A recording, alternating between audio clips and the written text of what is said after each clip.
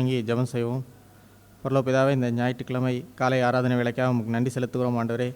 ஆண்டவரே, நீர் எங்கள் வாழ்க்கையிலே நீரே நல்ல மேய்ப்பராக இருந்து எங்களை பாதுகாத்து நீர் வழிநடத்தி வருவதற்காக உங்களுக்கு நன்றி. இப்போதும் இந்த ஆராதனை வேலையை உம்முடைய திரு சமூகத்தினாலே எங்கள் ஒவ்வொருவரையும் நீரே எங்களை ஆண்டு நடத்த வேண்டுமா வேண்டிக்கிறோம். ஆண்டவரே, பாடல் வேலை, துதி ஸ்தோத்திரம், உம்முடைய திருவார்த்தை எல்லாவற்றிலையும் உம்முடைய திரு பிரசன்னத்தினாலே எங்களை நீரே தாங்கி நடத்த வேண்டுமா வேண்டிக்கிறோம். இன்றுள்ள எல்லா நிகழ்ச்சிகளிலையும் உம்முடைய கரம் எங்களோடு கூட இருந்து எங்களை வழிநடத்தும். தொடர்ந்து நாங்கள் இன்னும் அதிகமாய் உம்முடைய வார்த்தையை கேட்டு மனம் திரும்பி சீர்பட்டு உமக்குள்ளே ஸ்திரப்பட்டு வாழ எங்கள் ஓருக்கு உதைத்தாரும். மீட்பச்சருமாகிய இயேசு கிறிஸ்துவின் வேண்டிகளும் பரலோக பிதாவே, ஆமென். ஹல்லேலூயா. நம் முதலாவது பாடலாக பாடல் எண் 178 நாம் பாடுவோம். பாடல் எண் 178. இந்த நாள் வரைக்கும் நித்தமும் நம்மை காத்த அவருடைய கிருபை, அதை எண்ணி அவரை ஆண்டவர் இயேசுவை உயர்த்தி நாம் துதி உமக்கே இயேசுநாதா வாழ்த்திடுவோம் என்ற பாடலை கரங்களை தட்டி ஆண்டவரை மகிமைப்படுத்தி பாடலை பாடுவோம்.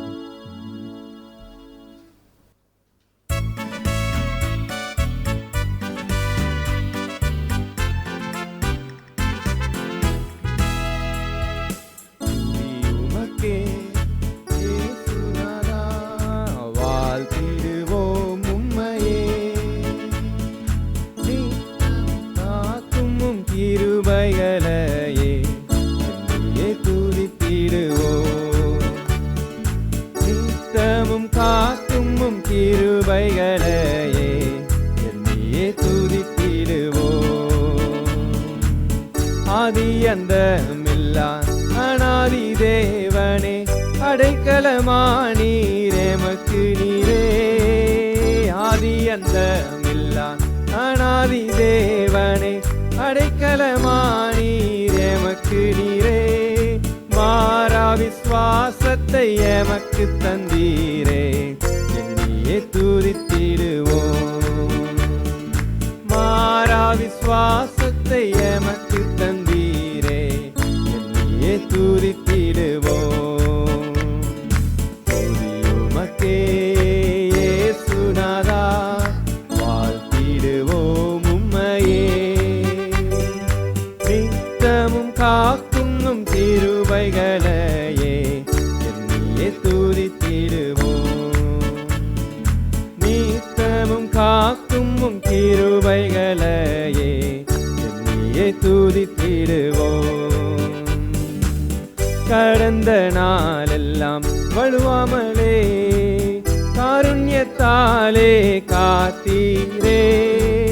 கடந்த நாள் எல்லாம் வழுவாமலே காருண்யத்தாலே காத்தீரே.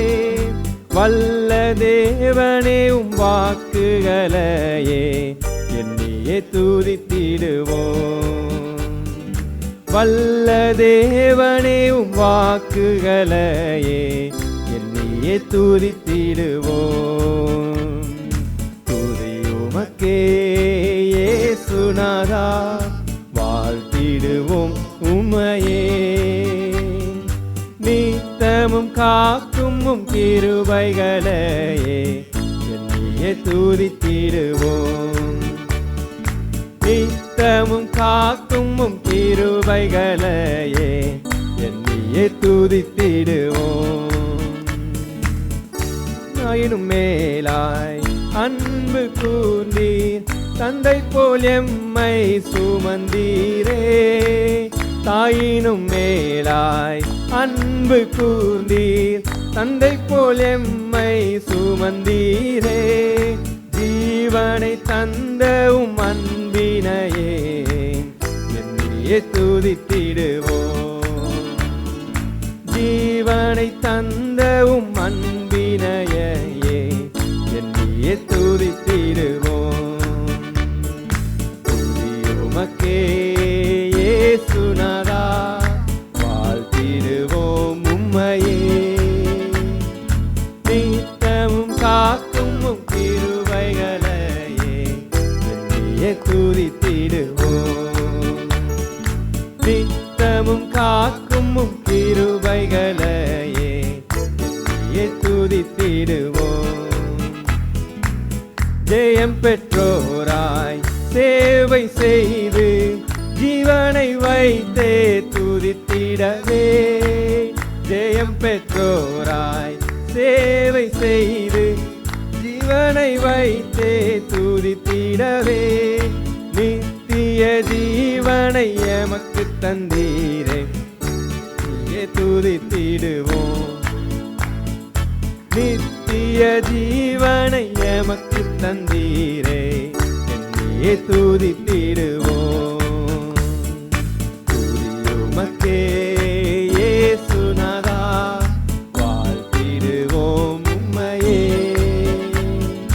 நித்தமும் காக்கும் கிருபைகளையே என்னையே துதித்திடுவோம்.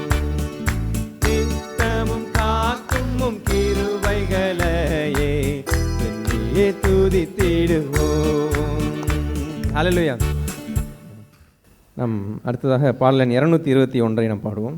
பாடல் எண் 221. எந்த சூழ்நிலையும் நம்மை காக்கும் வல்ல மீட்பர் நம்மோடு உண்டு, அவர் காக்கும் கரங்கள் நமக்கென்று உண்டு என்ற ஒரு நம்பிக்கையின் அறிக்கையாக நம்புவேன் இயேசுவை என்று ஆண்டவருடைய உத்தமத்தை எண்ணி அவருடைய உண்மையை எண்ணி இந்த பாடலை நம்ம விசுவாசத்தின் அறிக்கையாக காக்கும் கரங்கள் உண்டு எனக்கு காத்திடுவார் கிருபையால் என்று ஆண்டவரை மகிமைப்படுத்தி இந்த பாடலை பாடுவோம்.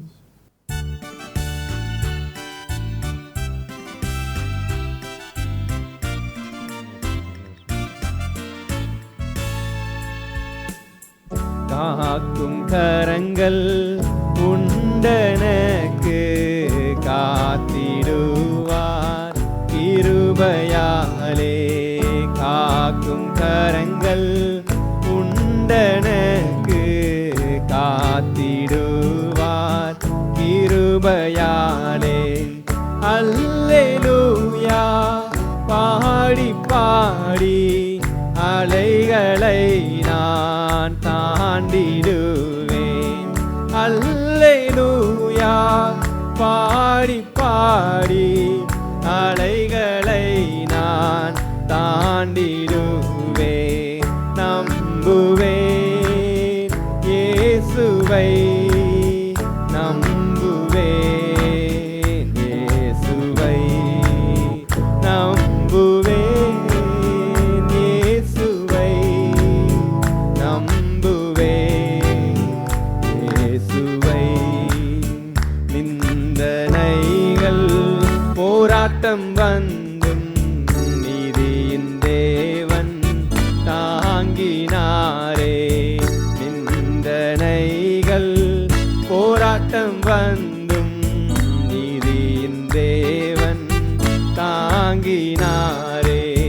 நேச கோடி என்மேல் பறக்க நேசருக்காய் ஜீவித்திடுவேன். நேச கோடி என்மேல் பறக்க நேசருக்காய் ஜீவித்திடுவேன். நம்புவேன் இயேசுவை நம்புவேன் இயேசுவை நம்புவேன் இயேசுவை நம்புவேன் இயேசுவை. கண்மலைகள் பெயர்க்கும்படியாய் கர்த்தர் என்னை கரம் பிடித்தார். கண்மலைகள் பெயர்க்கும்படியாய் கர்த்தர் என்னை கரம் பிடித்தார். காத்திருந்து பலன் அடைந்து கழுகு போல எழும்பிடுவேன். காத்திருந்து பலன் அடைந்து கழுகு போல எழும்பிடுவேன். நம்புவேன் இயேசுவை நம்புவேன் இயேசுவை நம்புவேன் இயேசுவை நம்புவேன் இயேசுவை. அத்திமரம் துளிர் விடாமல் ஆட்டு மந்தை முதலற்றாலும் அத்திமரம் துளிர் விடாமல் காலம் கர்த்தருக்கு காத்திருப்போர் வெட்கப்பட்டு போவதில்லை. கர்த்தருக்கு காத்திருப்போர் வெட்கப்பட்டு போவதில்லை. நம்புவேன் இயேசுவை, நம்புவேன் இயேசுவை, நம்புவேன் இயேசுவை, நம்புவேன் இயேசுவை. இயேசுவுக்கு ஜெயம் அளித்தீர், மகிமையினால் முடிசூட்டினீர். இயேசுவுக்கு ஜெயம் அளித்தீர், மகிமையினால் முடிசூட்டினீர். அதே மகிமை அதே ஜெயத்தை நானும் கூட சுதந்தரிப்பேன். அதே மகிமை அதே ஜெயத்தை நானும் கூட சுதந்தரிப்பேன்.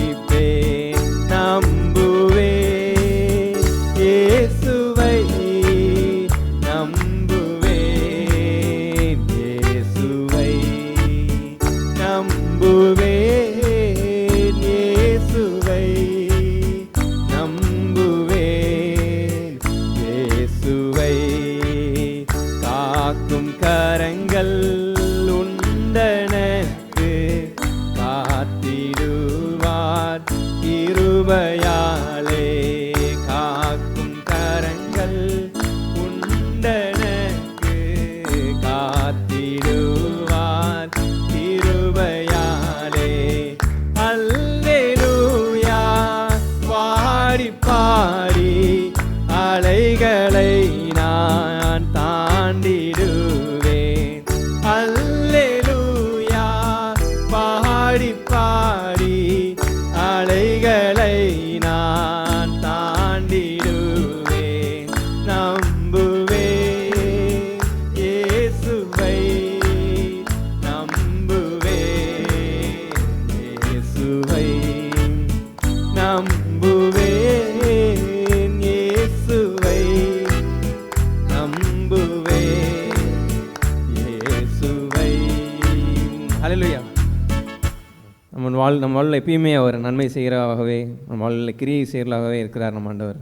அப்படிப்பட்ட உத்தம ஆண்டவர், நல்லவர், சர்வ வல்லவர் நம்மோடு இருக்க, அவர் நடத்தும் செயல்களெல்லாம் பார்த்து நாம் அவரை துதிப்பதை தவிர வேறு வழியே இல்லை. அப்படிப்பட்ட ஒரு நல்ல அழகான ஒரு வழியிலேயும் ஒரு செம்மையான ஒரு வழியில் நடத்தக்கூடிய நம்முடைய ஆண்டவர். அப்படிப்பட்ட ஆண்டவரை உயர்த்தி அல்லேலூயா கர்த்தரை ஏகமாய் துதியுங்கள், அவர் நடத்தும் செயல்களெல்லாம் பார்த்தவரை துதியுங்கள் என்ற பாடலை ஆண்டவரை மகிமைப்படுத்தி நன்றி உள்ளத்தோடு இந்த பாடலை பாடுவோம்.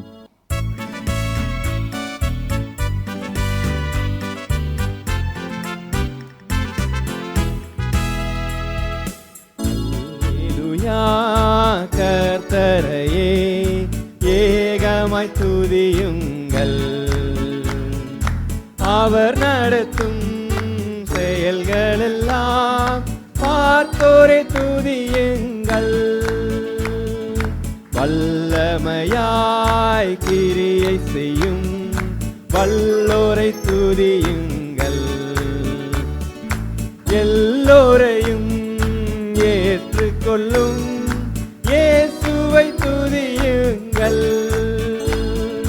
ராஜாதி ராஜனாம் இயேசு ராஜன் பூமியில் ஆட்சி செய்வார். அல்லேலூயா அல்லேலூயா தேவனை துதியுங்கள். தம்புரோடும் வீணையோடும் கர்த்தரை துதியுங்கள். இரத்தத்தினால் பாவங்களை போக்கினார் துதியுங்கள். எக்காலமும் கைத்தாளமும் முழங்கிட துதியுங்கள். எக்காலமும் மாறாதவர் இயேசுவை துதியுங்கள். ராஜாதிராஜனாம் இயேசுராஜன் பூமியில் ஆட்சி செய்வார். அல்லேலூயா அல்லேலூயா தேவனை துதியுங்கள். சூரியனே சந்திரனே தேவனை துதியுங்கள். ஒளியதனை எங்கள் உள்ளம் அளித்தோரை துதியுங்கள். அக்கினியே கல்மலையே படைத்தோரை துதியுங்கள். அக்கினியாய் கல்மனதை உடைப்போரை துதியுங்கள். ராஜாதிராஜனாம் இயேசுராஜன் பூமியில் ஆட்சி செய்வார். அல்லேலூயா அல்லேலூயா தேவனை துதியுங்கள். பிள்ளைகளே வாலிபரே தேவனை துதியுங்கள். வாழ்வதனை அவர் பணிக்கே கொடுத்து நீ துதியுங்கள். பெரியவரே பிரபுக்களே தேவனை துதியுங்கள். செல்வங்களை இயேசுவுக்காய் செலுத்திய துதியுங்கள். ராஜாதிராஜனாம் இயேசுராஜன் பூமியில் ஆட்சி செய்வார். அல்லேலூயா அல்லேலூயா தேவனை துதியுங்கள். ஆழ்கடலே சமுத்திரமே தேவனை துதியுங்கள். அலையலையாய் ஊழியர்கள் எழுப்பினார் துதியுங்கள். தூதர்களே முன்னோடிகளே தேவனை துதியுங்கள். பரலோகத்தை பரிசுத்தர்கள் நிரப்புவார் துதியுங்கள். ராஜாதிராஜனாம் இயேசுராஜன் பூமியில் ஆட்சி செய்வார். அல்லேலூயா அல்லேலூயா தேவனை துதியுங்கள். அல்லேலூயா அல்லேலூயா கர்த்தரையே ஏகமாய் துதியுங்கள். அவர் நடத்தும் செயல்கள் எல்லாம் பார்த்தோரே துதியுங்கள். வல்லமையாய் கிரியை செய்யும் வல்லோரை துதியுங்கள். எல்லோரையும் ஏற்றுக்கொள்ளும் இயேசுவை துதியுங்கள். ராஜாதிராஜனாம் இயேசுராஜன் பூமியில் ஆட்சி செய்வார். அல்லேலூயா அல்லேலூயா தேவனை துதியுங்கள். ஹல்லேலூயா. நம்ம எல்லோரும் இந்த மட்டும் ஒரு நல்ல எபினேசராக என் வாழ்வில் நம்ம நடத்தி வந்த நம்ம உதவி செய்து எல்லா காரியங்களிலும் அவர் முன்னின்று செயல்படுத்தி எல்லா காரியங்களையும் எந்த சூழ்நிலையும் நாம் அனாதையை போல் இல்லாதபடி ஒரு நல்ல தகப்பனை பெற்றவர்களாக எல்லா சூழ்நிலையிலும் நடத்தி வந்த நம்முடைய ஆண்டவர் நம்மீது கரிசனையோடு இரக்கத்தில் பிரியப்படுகிற நம்முடைய ஆண்டவர் நம்ம எப்பொழுதும் அவர் நம்மை மன்னித்து நம் பாவங்களை குற்றங்களை கழுவி திரும்பியும் நீதிமானாக்கி அந்த நீதியின் பாதையில் நிறுத்தக்கூடிய ஒரு நல்ல தகப்பன். அப்படிப்பட்ட நல்ல ஆண்டவரை நாம் பெற்றிருக்க நம்ம எல்லோரும் அவரை இதயத்தின் ஆழத்திலிருந்து ஏதோ கடமைக்குன்னு இல்லை, உண்மையாய் உணர்ந்து அவருடைய அன்பையும் அவர் மட்டும் நடத்தி வந்த பாதைகளையும் எண்ணி அவரை துதித்து ஏகமாய் நம்ம எல்லாரும் ஸ்தோத்திரிப்போம். Thank you Jesus, praise you father for a goodness in our life lord. இந்த மட்டும் நீ நடத்தின எல்லா கிரியைகளுக்காகவும் நன்றி அப்பா. Thank you lord Jesus. Thank you father. எத்தனையோ சூழ்நிலைகள் ஆண்டவரே எங்கள் வாழ்க்கையில் ஆண்டவரே எங்களை எரிகோ மதுளை போல வந்திருந்தாலும் சூழ்நிலை, அந்த சூழ்நிலையிலையும் அப்பா எங்களை துதி பாடும்படியான ஒரு வாழ்க்கைக்குள்ளார் நடத்துனீங்களே நன்றி. அந்த துதி நிமித்தம் அந்த எரிகோ மதுளை இடிந்து விழும்படியாய் மாற்றினீரதற்காக நன்றி. துதிக்கிறோம், ஸ்தோத்திரிக்கிறோம் அப்பா. எல்லா சூழ்நிலையும் நீர் உண்மையுள்ளவராக சர்வ வல்லவராகவே எங்கள் வாழ்க்கையில் இருந்திருக்கிறீங்க நன்றி. எந்த சூழ்நிலையும் விடுதலையாக வாழக்கூடிய ஒரு வாழ்க்கையின் ரகசியத்தை எங்களை கற்றுத்தரீங்களே அதுக்காக நன்றி நன்றி நன்றி அப்பா. சூழ்நிலையில் பார்க்காதபடி உண்மை பார்க்கும்படியான ஒரு வாழ்க்கையை கற்றுத்தரீங்களே அதுக்காக நன்றி நன்றி. துதிக்கிறோம், ஸ்தோத்திரிக்கிறோம். Thank you Jesus. Praise you father. இந்த நாள் வரைக்கும் நீங்கள் வாழ்க்கையில் உண்மையாகவே இருந்திருக்கிறீங்களே நன்றி. தொடர்ந்து ஆண்டவரே நீங்கள் வாழ்க்கையில் உண்மையாக இருப்பீர் என்று அறிந்திருக்கிறோம். துதிக்கிறோம், ஸ்தோத்திரிக்கிறோம். Thank you Jesus. Praise you father. Thank you Lord.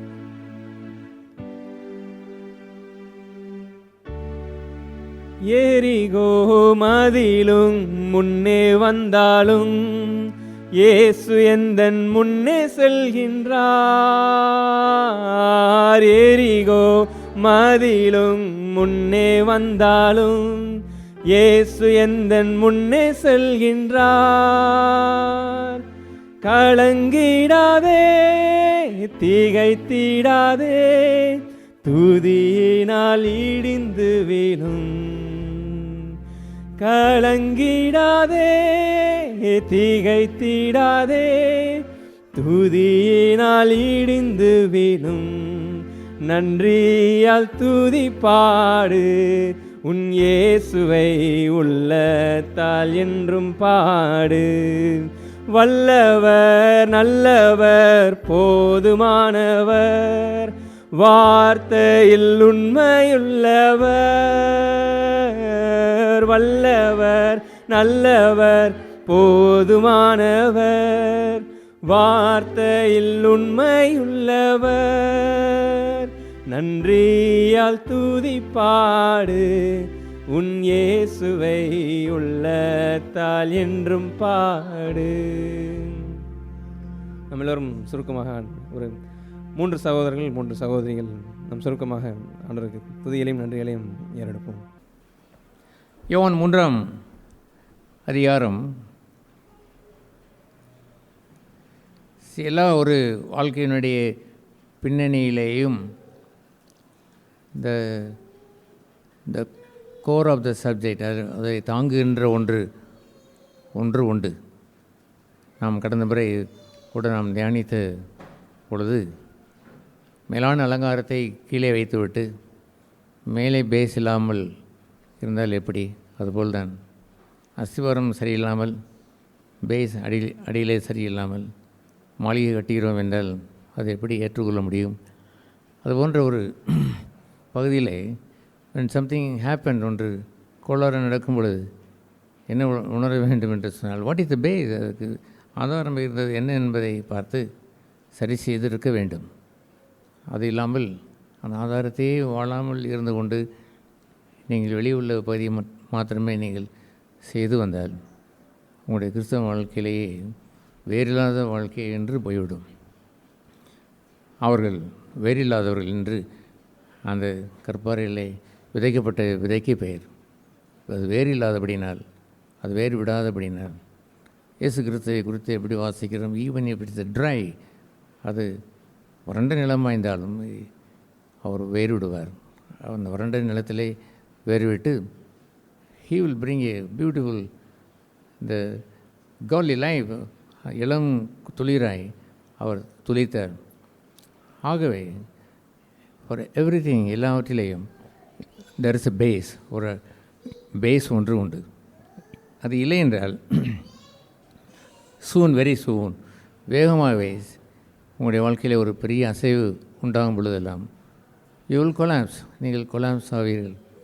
பலமுறை நான் என்னை குறித்து நான் விசாரித்து அறிவதெல்லாம் ஆண்டவரிடத்திலே, ஆண்டவரே ஒய் இட் ஹேப்பன், இது நடந்திருந்திருக்கக்கூடாது, வாட் இஸ் த மேட்டர் என்று விசாரித்து ஹீவன்லி சீ தட் டார்க்னஸ், இந்த ஆழத்தில் இருக்கக்கூடிய அந்த அடித்தளத்தில் உள்ள பகுதியில் உள்ள குறைகளை எனக்கு அவர் காட்டுவார். Something wrong in that base. அந்த நீ பெற்ற விசுவாசத்திலே ஒரு கோளாறு என்று வந்திருக்கிறது, உன்னுடைய தெய்வ அன்பிலே ஒரு கோளாறு என்று ஒன்று ஏற்பட்டு விட்டது, அல்லது த அனாயிண்டிங், நீ பெற்ற அபிஷேகத்திலே ஒரு there is some mistake there என்று அவர் கூறுவார். And I go and cleanse myself, என்னை நான் சீர்படுத்திக் கொள்வேன்.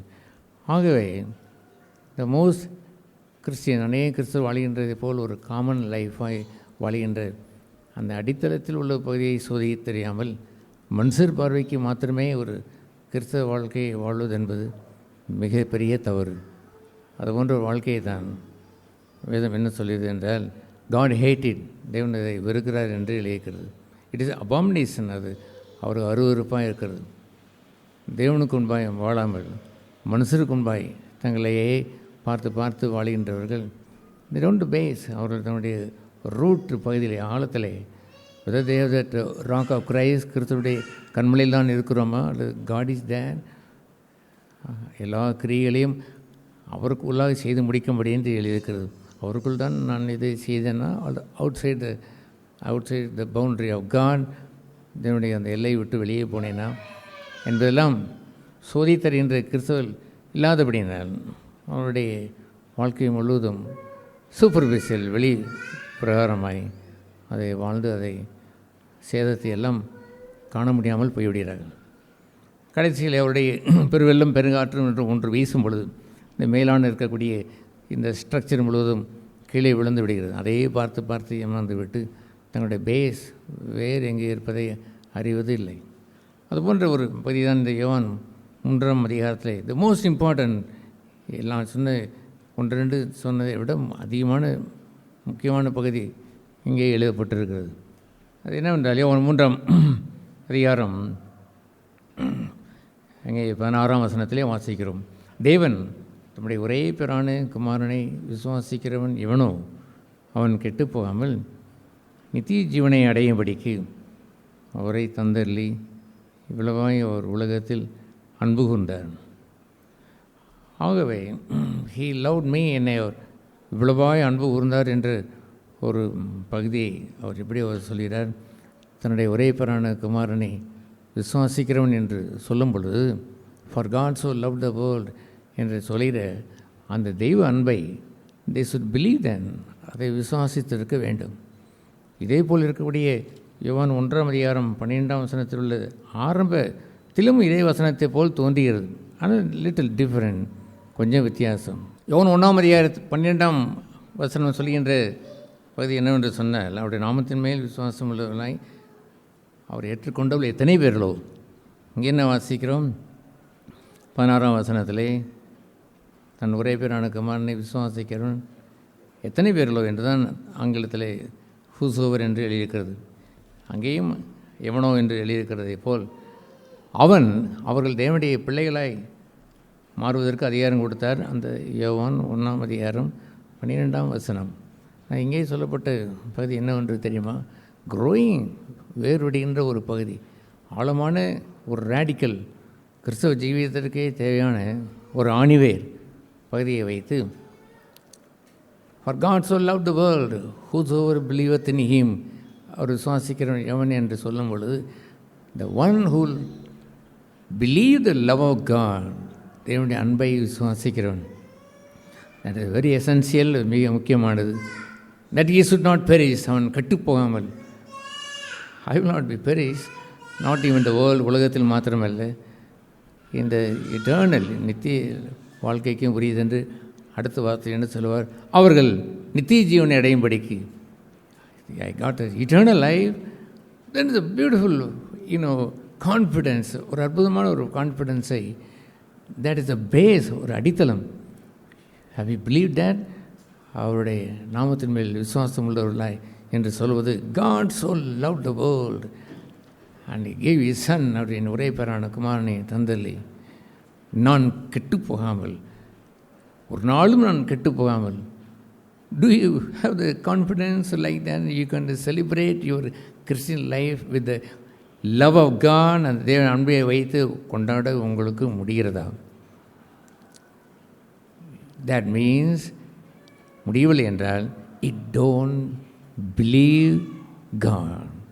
அவருடைய நாமத்தின் மேல் இங்கே உள்ள விசுவாசம் என்பது வேறு, யோவான் 1:12 விசுவாசித்தது என்பது வேறு. தேவனுடைய பிள்ளைகள் ஆகிவிட்டோம், அவ்வளோதான், சில்ட்ரன் ஆஃப் காட். ஆனால் இந்த ஒரு அடுத்த பகுதி இருக்கிறது, அந்த பகுதியில் மோஸ்ட்லி அநேகம் பேர் they don't பிலீவ், விசுவாசிப்பது இல்லை. ஆகவே தான் இதை விசுவாசித்தவர்கள் இவர்களோ அவர்கள் கெட்டு போக மாட்டார்கள். வெறும் தேவனுடைய பிள்ளையாய் மாறிவிட்டோம் மாத்திரமே என்று கொண்டாடிவிட்டு they செலிப்ரேட். யோவான் 1:12 சொல்லிவிட்டு they don't celebrate, they come for the celebration of கொண்டாடுகின்ற அந்த யோவான் 3:16 வரவில்லையே அப்படிங்க. அதுவும் நீங்கள் உங்களுக்குரிய ஆரம்ப எலிமெண்ட்ரி என்று எடுத்துக்கொண்டீர்களோ, அதை நீங்கள் சாதாரணமாக கருதிவிட்டீர்களோ, it is a higher standard, it is a so important base, முக்கியமான ஒரு அடித்தளம். அது என்ன? It's beginning. அவர் குமாரன் கொடுக்கப்பட்ட நாள் முதற்கொண்டு எனக்கு அருளப்பட்ட ஒன்றை விளங்கி அதை அப்படியே விசுவாசிப்பது என்பது. இதை விசுவாசிக்கிறவன் எவனோ அவன் கெட்டு போக மாட்டான், நித்திய ஜீவன் வரைக்கும் அவன் வாழுவான். ஆகவே எதை அவன் விசுவாசிக்கிறான்? இதை விசுவாசிக்கிறவன் எவனோ என்று எதை அங்கே அவர் குறிப்பிட்டு அவர் சொன்னார். இதை விசுவாசிக்க எவனோ என்று எதை அவர் சொன்னார்? God so loved the world, God loved me. தேவன் என்னை நேசிக்கிறார் என்ற ஒரு பகுதி இருக்கிறதே பாருங்கள். அதில் ஆட்டம் கண்டுவிடக்கூடாது.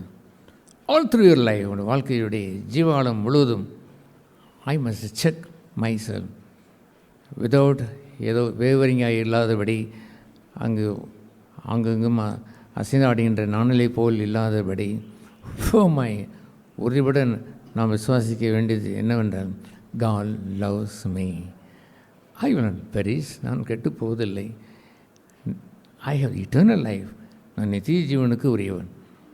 கடைசி மட்டும் அந்த தெய்வ அன்பை அப்படி அவன் நித்திய ஜீவனுக்குரியதாய் அவன் பாதுகாத்து வர வேண்டும். அந்த அன்பிற்கு வருகின்ற அடுத்த பகுதியாக சேதம் என்னவென்று உங்களுக்கு தெரியுமா? அவர் உலகத்தை ஆக்கினைக்குள்ளாக தீர்க்கும்படி தம்முடைய இந்த உலகத்திற்கு குமாரனை அனுப்பாமல் அவராலே உலகம் ரட்சிக்கப்படுவதற்காகவே அவரை அவர் அனுப்பினார். ஆகவே அவருடைய அன்பிலே வேரூன்றினவர்கள், அவர் அன்பிலே உறுதியான அந்த விசுவாசத்தை அவர்கள் பெற்றவர்கள்.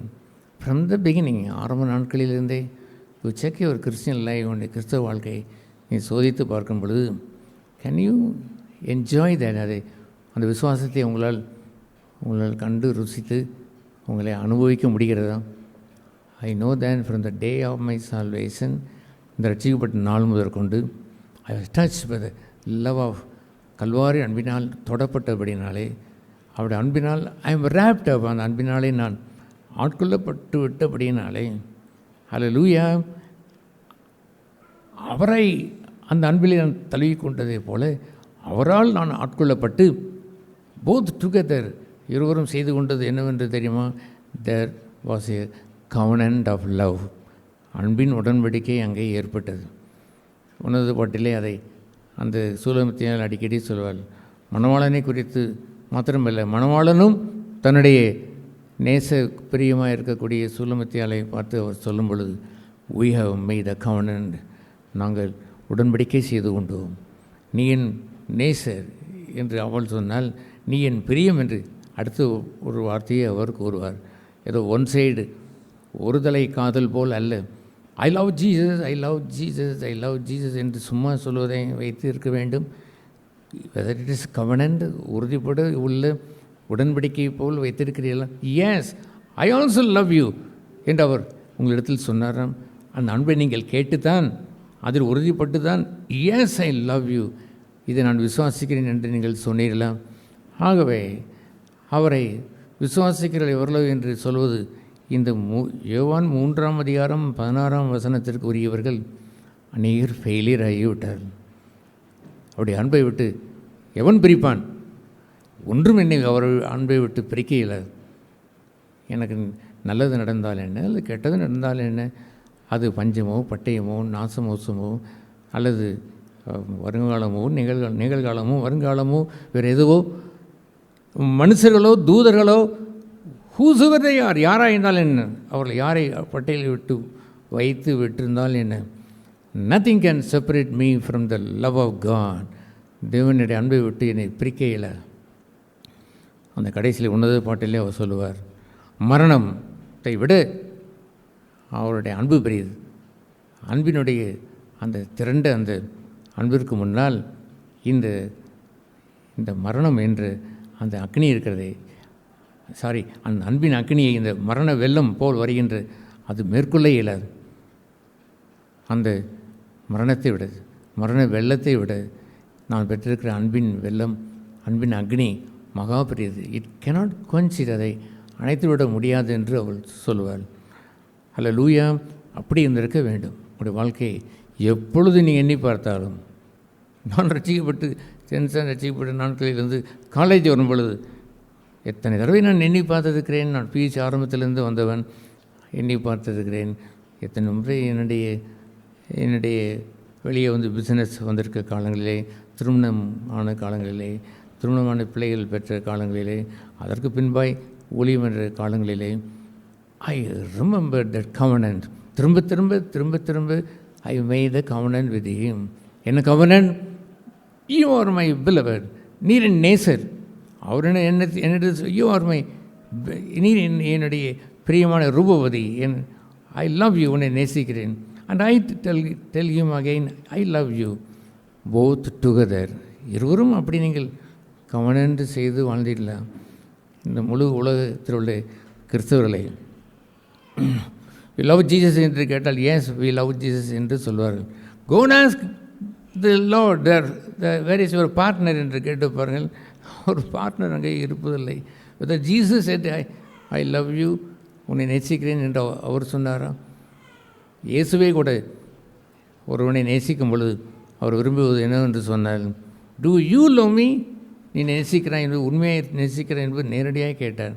அதுபோல் அவர் உங்களை நேசிப்பதும் நீர் அவரை நேசிப்பதும் இட்ஸ் பி கவனன்ட். அது ஒரு உடன்படிக்கை போல் இருந்திருக்கும் என்று சொன்னால் உங்களுடைய வாழ்க்கை, கிறிஸ்தவ வாழ்க்கை சீரும் சிறப்புமாய் அங்கே செழித்த வாழ்க்கையை மலர்ந்து வளரும். ஆகவே அதை உடனே அதை எப்படி அவர் கான்ட்ராஸ்ட் பண்ணி அதை அவர் சொல்கிறார், உலகத்தை அவர் ஆக்கினைக்குள்ளாக தீர்க்காதபடிக்கு தேவன் தம்முடைய குமாரனை உலகத்தில் அனுப்பாமல் அவராலே உலகம் ரட்சிக்கப்படுவதற்காகவே அவரை அனுப்பினார். அவர் அனுப்பும் பொழுது உலகத்தை என்று சொன்னால் உங்களைத்தான் அர்த்தம்.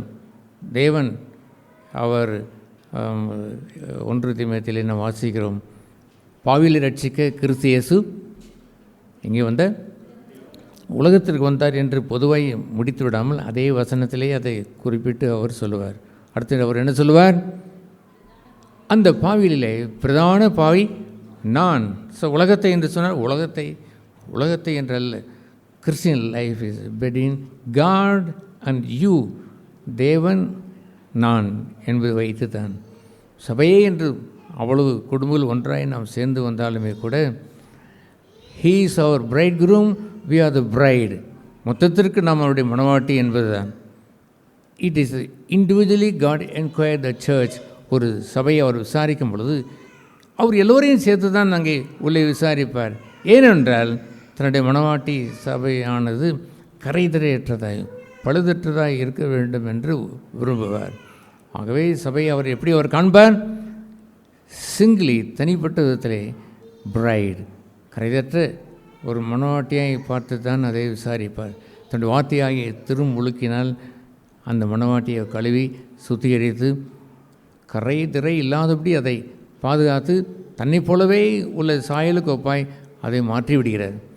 ஆகவே உங்களுடைய கிறிஸ்தவ வாழ்க்கையை நீங்கள் தனிப்பட்ட விதத்திலே தேவனோடு கொண்டு அன்பாய் பார்க்கவில்லை என்றால், காமன் லவை நீங்கள் போய்விட்டீர்கள் என்றால் உலகத்தாரை போல் மாறிவிடுவீர்கள். இந்த உலகத்தாருக்கு என்ன அன்பு உண்டு? Common love, want only common love. பொதுவான அன்பை தான் விரும்புகிறார்கள். அவர்களுக்கு இந்த உலக அன்பிலே காமன் அன்பு கொண்டவர்களுடைய வாழ்க்கை எவ்வளவு பார்க்கிறோம். கொஞ்சம் அந்த அன்பிலே சேதம் வந்துவிட்டால் அவர்களாக அனுமானம் பண்ணி அன்பு உறவு என்று எண்ணிவிட்டால் எவ்வளவு மனம் புண்பட்டு போய்விடுகிறார்கள், எவ்வளவு உள்ளம் சிதறி போய்விடுகிறார்கள், எவ்வளவு அவர்கள் தேவனை விட்டு வழி விலகி போய்விடுகிறார்கள். கடவுளே இல்லை என்று கூட சொல்லிவிட்டு போவார்கள். அதுபோன்று நிலை ஒருவருக்கும் வந்துவிடக்கூடாது. ஆகவே அக்னிக்குள்ளாக தீர்ப்பது என்று சொல்வது, அவர் விசுவாசிக்கிறவன் உலகத்தை ஆக்கினைக்குள்ளாக தீர்க்கும்படி அவர் வரவில்லை என்பதை God never condemned me. அவர் என்ன செய்ய மாட்டார், ஆக்கினைக்குள்ளாக தீர்க்க மாட்டார். You must know that if any condemnation comes to you, உங்கள் ஆக்கினை தீர்ப்பு என்று ஒன்று வந்துவிட்டது என்றால், it can be you yourself. ஒரு தன்னைத்தானே ஆக்கினைக்குள்ளாக தீர்க்க முடியுமா? எஸ். யூதாஸ் காரியத்தை போய் நாண்டு கொண்டு சத்தான் என்று சொன்னால் அது என்னவென்று சொல்ல வேண்டும்? He himself condemned himself. அவனாகவே தன்னைத்தானே ஆக்கினைக்குள்ளாக அவன் தீர்த்து கொள்கிறான். Condemned by somebody? Yes. மற்றவர்களால் ஆக்கினைக்குள்ளாக தீர்க்கப்படுவது. தேர் ஆல்சோ டிஸ்கரேஜ் தேர். அங்கேயும் அவர்கள் சோர்வடைந்து மனம் தளர்ந்து அவர்கள் போய்விடுகிறார்கள். இதில் be condemned by their father. தன்னுடைய சொந்த தகப்பனால் ஆக்கினைக்குள்ளாக தீர்க்கப்பட்டில் இருக்கிறார்கள். தாயினால் ஆக்கினைக்குள்ளாக தீர்க்கப்பட்டில் இருக்கிறார்கள். there are so many condemnation. எங்கள் வீட்டிலே உள்ள எதிர் வீட்டிலே ஒரு புது வீடு வாங்கி அங்கே குடி வந்து எங்கள் வீட்டில் சாந்தி நகரில் உள்ள வீட்டிலே வந்து சில மாதங்கள் தான் ஆகிறது. அவன் படித்து பட்டம் பெற்று அவன் சிஏ படித்து அவனுடைய மே மாதம் அவனுடைய ஃபைனல் எக்ஸாம் இருக்கிறது. அதற்குள்ள அவன் தூக்கு போட்டு நேற்று தான் செத்து போனான் என்று சொல்லும் பொழுது, how the world is full of condemnation, self condemnation. somebody ஏதோ அவள் நேசிக்கிற ஒரு காதலிக்கும் அவளுக்கும் ஏதோ சின்ன தகராறாம், ஐ டோன்ட் நோ, அப்படித்தான் சொல்லி கொண்டார்கள். உடனே அவன் தூக்கு போட்டுகிறான். he condemned himself. தன்னை அவன் ஆக்கினைக்குள்ளாக திரிக்கிறான். நாம் எல்லோரும் தூக்கு போடவில்லை, ஆனால் ஏற்கனவே தாங்களே ஆக்கினைக்குள்ளாக தீர்த்து கொண்டவர்கள். they are hanging on that. தூக்கில் தான் தொங்கிக் கொண்டு இருக்கிறார்கள். they devalue themselves. தாங்களே டிவேல்யூ பண்ணுவதும் தாங்களே சைல்ட் ஆஃப் காட் என்ற எண்ணம் இல்லாதபடி இவர்கள் சாதாரண மனுஷனை விட கேவலமாய் அவனை விட குறைவாக இருக்கிறதை போலவோ, தங்களை தாழ்வு மனப்பானை வைத்து கொண்டதை போலவோ, அஃபண்டாக மனம் புண்பட்டதை போலவோ வாழ்கின்ற இவர்கள் தூக்குத்தான் போடவில்லை, ஏற்கனவே காண்டம்னேஷனிலே தொங்கி கொண்டிருக்கிறார்கள். ஏன் அவன் தொங்கினான்? ஏனென்றால் he doesn't know the love of God. தன்னை நேசிக்கிற தேவனுடைய அன்பை அவன் விசுவாசிக்க முடியவில்லை. For God so loved the world that he gave his only begotten Son, that I should not perish, I should have everlasting life. Whosoever believes this gospel. இந்த விசுவாசத்தை விசுவாசிக்கிறவன், இந்த சுவிசேஷத்தை விசுவாசிக்கிறவன் எவனோ, என்ன சுவிசேஷம்? Believing the love of Christ. கிறிஸ்துவின் அன்பை அவன் விசுவாசித்திருக்க வேண்டும். இவ்வளவாய் அன்பு கூர்ந்தார் என்பதை அவன் விசுவாசிக்கவில்லை. பாருங்கள், தூக்கில் தொங்கிக் கொண்டிருக்கிறார்கள். சபைகளிலே கூட தாங்கள் ஆக்கினைக்குள்ளாக ஏராளம் இருக்கிறார்கள். அல்லது என் போன்ற தெருவில் நேற்று நடந்தது போல் இருக்கக்கூடிய படித்தவன், அவன் பணக்காரன், அவன் பண்புள்ளவன், எல்லோரும் வசதியாக இருக்கிறார்கள். எல்லாம் வைத்திருந்து உயர்ந்த படிப்பை அவன் படித்து முடிக்கிற நேரத்தில் போய் அவனுக்கு ஏன் அந்த காண்டம்னேஷன் ஏற்பட்டது? ஒரே ஒரு காரியம்தான். என்ன காரியம் என்றால், he doesn't believe the love of God. தேவனுடைய அன்பை அவன் விசுவாசிக்கவில்லை. அவனுக்கு சுவிசேஷம் சொல்லப்படவில்லையோ என்று கூட நான் யோசித்தேன். அவர் வந்து சில மாதங்கள் தான் ஆகியிருக்கிறது. அந்த பையனை பார்த்து பேச வேண்டும், அவன் வீட்டிற்கு சென்று பேச வேண்டும் என்றால் நான் தூண்டப்பட்டு இருந்த நேரம், வாய்ப்பே இல்லாமல் 7 மணிக்கெல்லாம் போய்விடுவான். என்ன நானே அவனை சந்தித்து நல்ல செய்தியை சொல்லாமல் விட்டுவிட்டேனோ என்னை கூட என் மனசிலே ஒரு கொஸ்டின் வரத்தான் செய்தது. But I could not get the opportunity. அந்த ஆப்பர்ச்சுனிட்டி எனக்கு கிடைக்கவில்லை. ஏற்ற சமயத்தில் வைக்கப்பட்ட பொற்புலம் என்று எழுதியிருக்கிறது. அது வெள்ளித்தட்டில் வைக்கப்பட்டதை போல் அது தரப்பட முடியும். ஆகவே அது ஒன்று இல்லாமல் இவர்கள் தேவனுடைய பேஸ் அடித்தளத்தை பார்த்தால், இவன் ஏன் தூக்கில் தொங்கினான், தன்னை ஆக்கினைக்குள்ளாக தீர்த்து கொண்டான், ஏன் இவன் மனம் முன்பட்டான், ஏன் இவன் மன சஞ்சலம் அடைந்தான், ஏன் இவன் பிறர் மீது குறைய வைத்திருக்கிறான், ஏன் இப்படியெல்லாம் அவன் தாழ்மை உள்ளவனைப் போல் தன்னை ஒரு தாழ்வு மனப்பான சுருங்கி அவன் வாழ்ந்து கொண்டிருக்கிறான். He is not a happy man. எப்பொழுதும் போலும் மகிழ்ச்சி உள்ள கிறிஸ்தவனாய் அவன் ஏன் வாழ்வதில்லை என்று பார்த்தால், தேர் ஆர் ஹேங்கிங். தங்களே ஆக்கினைக்குள்ளாக தீர்த்து கொண்டு வாழ்கிறார்கள். நான் கேட்கிறேன், திஸ் யோவான் 3ஆம் அதிகாரம் 16ஆம் வசனம் உங்களுடைய இருதயத்திலே நல்ல அவர் பவுல் அந்த யோபு சொல்வதை போல் கற்பாறையிலே எழுதப்பட்ட பொறிக்கப்பட்டதை போல் எழுதப்பட்டது என்று அவன் சொல்லுவான். அப்படி இருக்க வேண்டும். என் மீட்பர் உயிரோடு இருக்கிறார் என்ற அந்த வார்த்தையானது என்னுடைய கற்பாறையிலே பொறிக்கப்பட்டதை போல் அதை வைத்திருக்கிறேன் என்று சொல்வதை போல் வைத்திருந்திருக்க வேண்டாமா? அப்படி நீங்கள் வாழ்ந்திருந்திருக்க வேண்டாமா? ஏதோ ரட்சிக்கப்படுவதற்காக சொல்லப்பட்ட வசனத்தை போல் ஹேண்டில் பண்ணிவிட்டு வசனத்தின் ஆழத்தை காணாமல் போவது சரிதானா? வசனத்தின் ஆழம் பொதுவான ரட்சிப்பு கூறியது அல்ல. அதை யூஸ் பண்ணி கொள்ளலாம் என்பது இருந்தாலும் ஏதோ ஒரு அற்புதமான ஒன்றிலிருந்து கொஞ்சம் எடுத்து காட்டுவது தான். ஆனால் முழுமையும் விசுவாசிக்க வேண்டியது யார் என்றால், யோவான் 1:12 அவருடைய நாமத்தின் மேல் விசுவாசம் உள்ளவர்களாய் அவர் ஏற்றுக்கொண்டு தேவனுடைய பிள்ளைகளாய் வந்தார்களே, அவர்களுக்கு உரிய மிகப்பெரிய ஒரு சொத்தை ஆண்டவர் இந்த யோவான் 3:16 இந்த வசனத்தில் எழுதி வைத்திருக்கிறார். ஆகவே அப்படி இல்லை என்றால் அன்பிற்கு பதிலாய் வருவது என்னவென்றால் காண்டம்னேஷன். இந்த உலகத்தில் வரிய அந்த ஆக்கணை தீர்ப்பு அவனுக்கு உண்டாகும். அவராலே உலகம் ரட்சிக்கப்படுவதற்கே அவரை அனுப்பினாரே அல்லாமல் அழிப்பதற்கு அவர் வரவே இல்லை. நான் கேட்கிறேன், ஒரு சில சம்பாஷணை நேரத்திலே ஒருவருக்கொரு பேசுகின்ற வார்த்தையிலே கேளுங்கள், அல்ல ஒருவருக்கொரு எதிராக வருகின்ற எண்ணங்களையும் பாருங்கள். அவன் ஒளிக, அவன் கெட்டு போகட்டும், அவன் நாசமாகட்டும், இவன் ஒன்றும் உருப்படாது, அவ்வளவுதான் முடிந்தது என்றால் நெகட்டிவாக பேசுகின்ற வார்த்தைகளை நீங்கள் கவனித்து பார்த்தது உண்டா? நான் பல ஆண்டுகளுக்கு முன்பே கவனித்து பார்த்து அதெல்லாம் ஷிஃப்ட் பண்ணி ஒரு மனிதனுக்கும் அது ரட்சிக்கத்தான் வேண்டுமே இல்லாமல் குற்றம் சொல்லிவிடக்கூடாது. வேதத்தில் ஒன்றும் குற்றம் சொல்வதற்கு இன்று இல்லை. ஒருவரையும் அவர் ஆக்கணிக்குள்ளாத்திற்கு வரவே இல்லையே, நான் மாத்திரம் ஏன் இப்படி பேசியிருந்திருக்க வேண்டும் என்றெல்லாம் அதை சலித்து ஏதோ நம்பிக்கை இல்லாததை போல் பேசி வருவதெல்லாம் சலித்திருந்திருக்க வேண்டும். அதையெல்லாம் அகற்றி இருந்திருக்க வேண்டும். ஏனென்றால் அவரால் உலகம் ரட்சிக்கப்படுவதற்கே அவரை அனுப்பினாரே அல்லாமல் அழிப்பதற்கு அல்ல, கெட்டுப்போக வைப்பதற்கென்று அல்ல. ஆகவே உங்களுடைய சொந்த வாழ்க்கையிலே அவருடைய அன்பை நீங்கள் எவ்வளவு ருசி பார்த்தீர்களோ அதே அளவிற்குத்தான் பிறரிடத்திலே நீங்கள் வரும்பொழுது அந்த பாவல், அந்த பாத்திரம் நிரம்பி அது வழிய முடியும். கிறிஸ்தவ வாழ்க்கை என்று சொல்வது அந்த சங்கீதம் 23 வாசிக்கிறதே போல் என் பாத்திரம் நிரம்பி வழிகிறது என்று அது அப்படியே பொங்கி வரக்கூடியது. அந்த ஒரு பாடல் நாம் பாடுவோம் தானே சண்டே கிளாஸில். என்ன பாடல் அது? சண்டே கிளாஸ் பாட்டு அல்ல, கிறிஸ்தவத்திற்குரிய பாடல். இன்னுள்ளம் தேவன் பொங்கி வழியுதே, ஏசனை ரட்சித்தார் ஆடி பாடுவே, எவரும் அறியாரே என் உள்ளம் பொங்குதே, என் உள்ளம் பொங்கி பொங்கி பொங்கி பொங்கி பொங்கி வழியுதே. இட் இஸ் இன்சைடு, உள்ளே வரக்கூடிய ஒரு பொங்குதல். டு யூ ஹேவ் தேன்? பெற்றிருக்கிறீங்களா? வாழ்க்கையில் அதிகமான நம்முடைய சபையில் பலமுறை நாம் கேட்டிருக்கிறோம், வாழ்க்கை அதிகமான சோகங்கள் துக்கங்கள் வரும்பொழுது தான் காட் இஸ் ஸோ நியர், தேவன் அருகிலே இருப்பார். வெளியில் அங்கே பெரிய புயல் வீசினதை போல் தோன்றினாலும் நாம் என்ன பாடுவோம்? இன்னும் தேவன் பொங்கி வழியுதே. என்ன பாடும்? எவரும் அறியாரே உள்ளம் பொங்குதே. அதை எவன் போய் அந்த பொங்குதலை போய் அவன் நினைக்க முடியும்?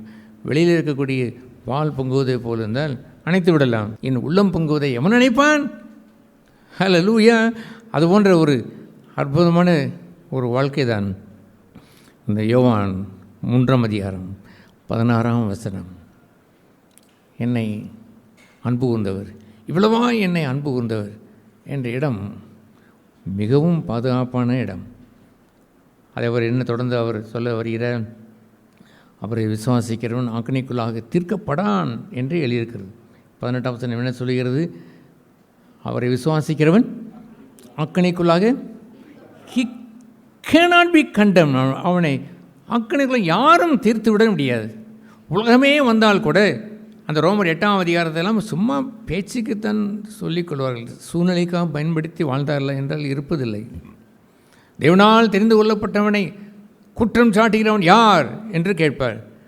தேவனால் நீதிமானாக்கப்பட்டவனை குற்றம் சொல்கிறவன் யார் என்று அவர் கேட்கும் பொழுது ஒருவரும் இல்லையே, தேவனே அவனை நீதிமானாய் மாற்றி இருக்கிறார் என்று சொல்லுகின்ற ஒரு பகுதியை ஐ cannot be condemned. தேவனால் தெரிந்து கொள்ளப்பட்டவன், அவரை விசுவாசிக்கிறவன் ஆக்கினைக்குள்ளாக தீர்க்கப்படான். You cannot be condemned. It's in wonderful. ஆச்சரியமான காரியம் இல்லையா? சபை என்ற பெயரிலேயே அப்போ எத்தனை காண்டம்னேஷனை சிலர் கொண்டு வந்து வைத்து விடுகிறார்கள். தி ரீப்ளேஸ் காட் தேர். அங்கே அன்பு கூறுகிற தேவனை மெல்ல தள்ளி வைத்துவிட்டு அந்த இடத்தில் அவர்கள் தேவனாய் அந்த அமரும் பொழுது they bring the condemnation கொண்டு வந்து வைத்து they condemn people. the church ஜீவனில் தேவனுடைய சபையில் ஒருவராயிலும் கூட ஆக்கணிக்குள்ளாக தீர்க்கப்பட்டு விடக்கூடாது. தீர்க்கப்பட்டிருந்தால் அவனாக எண்ணிக்கொண்டு நாண்டு கொண்டு செத்தான் என்பது இருந்துவிட்டு போகட்டும். உங்களால் என்று ஒன்று வந்து விட்டது என்று சொன்னால் நியாயம் ஆக்கணிக்குள்ளாக தீர்க்கப்பட்டது என்றால் இட் இஸ் எ ஃபெயிலியர். ஒரு சபை தோற்கடிக்கப்பட்டது என்று அர்த்தம். எஸ், ஏனென்றால் இட் இஸ் அ பேஸ், அடிப்படை சுவிசேஷமே ஆட்டம் கொள்ள ஆரம்பித்து விட்டது. ஆகவே அவரை விசுவாசிக்கிறவன் என்ன செய்யப்பட மாட்டான்? ஆக்கணிக்குள்ளாக தீர்க்கப்பட மாட்டான். தன்னை ஆக்கணிக்குள்ளாக தீர்க்கப்படாதவன் சுற்றிலும் எவ்வளவே கல்லறி வந்து நின்றிருந்தாலுமே கூட தேவனால் தெரிந்து கொள்ளப்பட்டவன் நான் என்று உயர்த்தி நின்றிருந்திருப்பான். தேவனுடைய பெயருக்கு உரிய அந்த வல்லமையை சிறிது கூட இம்மி கூட அவன் இழந்து விட மாட்டான். சத்துவம் போல் தோன்றுவதைப் போல் தோன்றினாலும் ஒன்றும் அவனை சேதப்படுத்துவதும் இல்லை. சத்துரு என்று வருகிறவன் வெள்ளம் போல் வந்திருந்தாலுமே கூட அவனுக்கு ஒரு கர்த்தர் இருக்கிறார். சண்டை கூட போட மாட்டார். அவனுக்கு பின்னால் என்ன ஏற்றுவாராம்? ஒரு கொடியை ஏற்றுவார். அந்த நாட்களில் போர்ப்படை வரும்பொழுது அந்தந்த நாட்டுக்குரிய சேரன் பாண்டியனோடு போர்ப்படை நாட்டுக்கு வந்தான் என்றால் அந்த பாண்டியனுடைய மீன் கொடி பறக்கிற அந்த ரதம் முன்னால் போகும். அவன் சேரனுடைய கொடி முன்னால் அது பறந்து வரும். சோழனுடைய கொடி வந்து அவன் வைத்திருப்பான். அதுபோல் கர்த்தர் கொடியேற்றினாலே போதும். என்ன ஆகும் என்று எழுதியிருக்கிறது? அவர்கள் பெருவெல்லம் போல் வந்தாலும் சத்துரு ஒரு திசையில் வந்து 7 திசையை அணைச்சுவார்கள், ஓடிவிடுவார்கள். வெறும் கொடியேற்றினாலே ஓடிவிடுவார்கள். அந்த அன்பின் கொடி, காட் வித் அஸ் என்ற அன்பின் கொடியை பெற்றிருக்கிறீர்களாம். That's a wonderful thing. Not நான் பிரசங்கத்துக்காக தான் நான் பேசி கொண்டு இருக்கிறேன். நான் என்ன அளவுக்கு பேச வேண்டும் என்று விரும்புகிறேனோ முழுமையாக பேசாமல் இருக்கிறேனோ என்று கூட நான் யோசிப்பேன். அல்லாமல் நான் மிகைப்படுத்தி பேசினதில்லை. சொல்ல விரும்புவது ஏராளம். அந்த சாலமோனை பற்றி எழுதியிருக்கிறதே பாருங்கள். அவள் என்ன ராணி வருவாள்? சோபா ராணி. அவள் வரும்பொழுது அந்த நாட்டிலிருந்து அவர் வரும்பொழுது என்ன சொல்வாள்? சாலமன், நான் உங்களை பற்றி எவ்வளவு கேட்டது கொஞ்சம், எப்போ பார்க்கிறேனே எவ்வளோ இருக்கிறது, நிறைய இருக்கிறது என்பதை போல் தான் நான் சொல்கிறேனே. அல்லாமல் நான் கொஞ்சத்தை வைத்து கொண்டு நிறைய பேசவில்லை. நிறைய பேச வேண்டும் என்று விரும்புகிறேன், ஆனால் கொஞ்சம்தான் பேசுகிறேன். பட் குடி கேட்சிட், அதை ஏற்றுக்கொள்ள முடிகிறதா? இது வெறும் பிரசங்கம் என்று தள்ளிவிட்டு போய்விடாதுங்கள். This is life soaked with God. தேவனோடு ஊறி போய் கிடந்து வாழ்கின்ற ஒரு வாழ்க்கையை தான் பேசுகிறேன். Don't take it lightly. சாதாரணமாக எடுத்துக்கொள்ளாதீர்கள். ஆண்டவர் இயேசு அந்த நாளிலே கப்பர்நகூமிலே அவர் பேசும் பொழுது, கப்பர்நகூமே, பட்டணமே, வானுயர்ந்த பட்டணமே, உன்னிடத்தில் வந்து செய்த ஊழியத்தை நான் போய் சோதோம் குமாராவிலே செய்திருந்தால் மனம் திரும்பி வந்திருப்பார்களே. ஆனால் உன்னிடத்தில் வந்து இவ்வளவு பேசியும் நீ அதை ஏற்றுக்கொள்ளாதிருப்பதை கண்டு உனக்கு ஐயோ என்று அவர் சொன்னார். அவருக்கே அது ஒரு தோல்வி என்று இருக்கும் என்றால் நானும் தோல்வி. நான் பலமுறை நான் அதை யோசித்து பார்த்து மனம் தளர்வதில்லை. ஒய் திஸ் ஃபெயிலியர், ஏன் இந்த ஊழியங்களில் இப்படி தோல்வி என்று யோசிப்பதில்லை. ஆண்டவர் சொன்னதெல்லாம் நீ விதைத்து கொண்டே இரு, பலனை தர வேண்டியது பொறுப்பு யாருடையது? என்னுடைய பொறுப்பு. You two your duty faithfully, செய்து கொண்டே இரு என்று தான் அவர் சொன்னார்.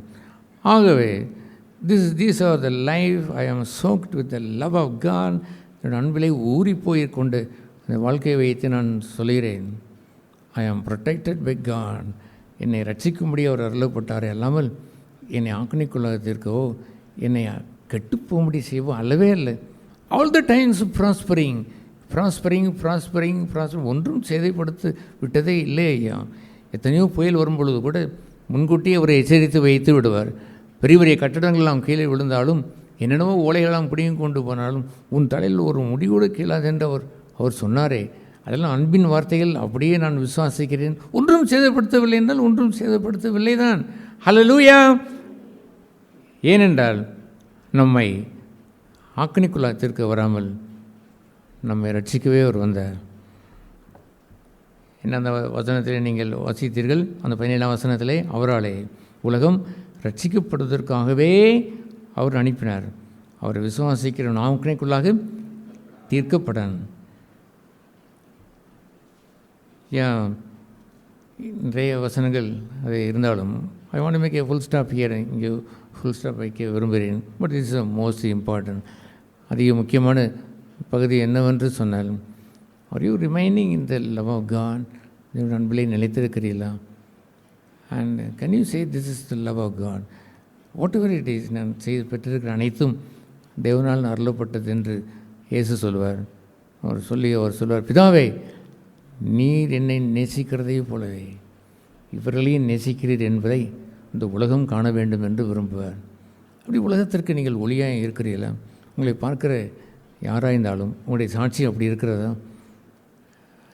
we are safe in the love of God. தெய்வ அன்பிலே பத்திரமாக இருக்கிறோம். அன்பு என்று சொல்கின்ற அந்த பகுதியிலே the first part is this, என்னுடைய மறைவான தெய்வம் என்னை நேசிக்கிறார் என்ற அந்த அன்பிலே வேரூன்றியவன் தன் வாழ்க்கையில் ஏராளமான ரட்சிப்பை அவன் கண்டு ருசித்திருப்பான். he has to tell so many things.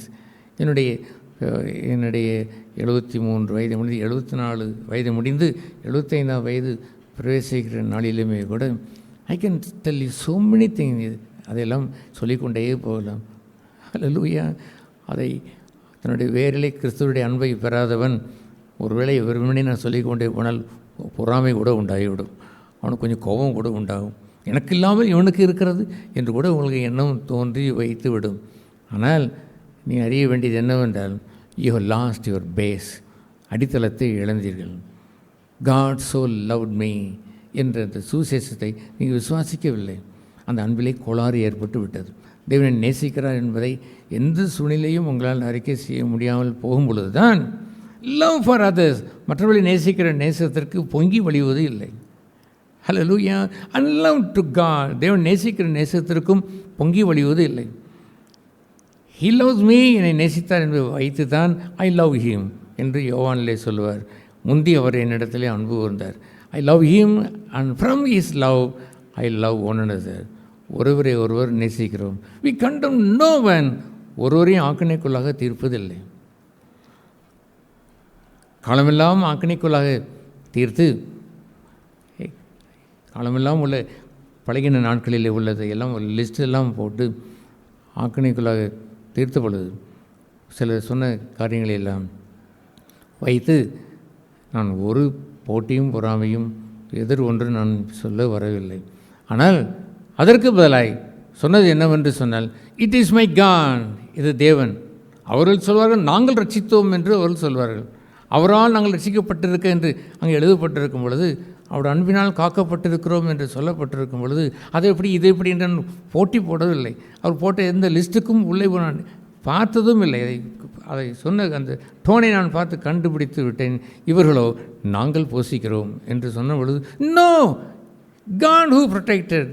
இங்கே சொல்லப்பட்டதை போல் நம்மை காக்கும் தேவன் அந்த பச்சைக்கு அந்த பச்சை ஊட்டுவதை போல் அந்த ஆகாயத்து பட்சிகளுக்கு போஷிக்கிற ஒரு தகப்பன் என்ற இடத்தை ஸ்தானத்தை மாற்றி நாங்கள் போஷிக்கிறோம் என்ற இடத்தை கொடுத்து விட்டு விட்டேன் என்று சொன்னால், what would happen to the love of God? தேவனுடைய அன்பினால் காக்கப்பட்டு இருக்கிறோம், ரட்சிக்கப்பட்டிருக்கிறோம் என்பதற்குரிய விடை எங்கே இருக்கும்? என்னுடைய படிப்பு என்னை ரட்சித்தது என்று சொல்வதா? என்னுடைய தொழில் என்னை ரட்சித்தது என்று சொல்வதா? என்னுடைய சம்பளம் என்னை ரட்சிக்கிறது என்று சொல்வதா? என்னுடைய ஆஸ்தி, என்னுடைய பேங்க் அக்கௌண்ட் என்னை ரட்சித்தது என்று சொல்லுவதா? It is the love of God. தெய்வ அன்பு சொல்லி பழகுங்கள். காலம் ஒன்று வரும், நீங்கள் எதை நம்பினீர்களோ அதெல்லாம் பிடுங்கப்படுகின்ற நேரம், ஒரு நேரம் வரும் பொழுது யூ வில் கொலாப்ஸ் ஆகி நீங்கள் நம்பியிருந்தது ஒன்று போய்விட்டால் கிடைப்பதெல்லாம் அவன் நேற்று எங்கள் வீட்டிற்கு முன்பாக தூக்கு போட்டு தொங்கின அந்த பையனை போல் எல்லாம் இருந்தும், படிப்பு இருந்தும், அனைத்தும் இருந்தும் ஏன் தொங்கினான்? There is a condemnation. There is no love of God. தேவனை விசுவாசிக்கிறவர்களுக்கு there is no condemnation. அவர்களுக்கு ஆக்கணி தீர்ப்பு இல்லை. ஆக்கணி உள்ளாக வரவும் மாட்டார், உள்ளே வரவும் மாட்டார். உலகமே எதிராக வந்தால் கூட தேவன் மூவ் அவே, அவர்கள் அசைந்து விட மாட்டார்கள். கற்பாறையிலே அவர்கள் உறுதிபட அவர்கள் வாழ்வார்கள். There is something wrong in ஒரு பேஸ். உங்களுடைய அடித்தளத்திலே கோளாறு ஏற்படுகிறது என்பதை அறிய வேண்டாமா?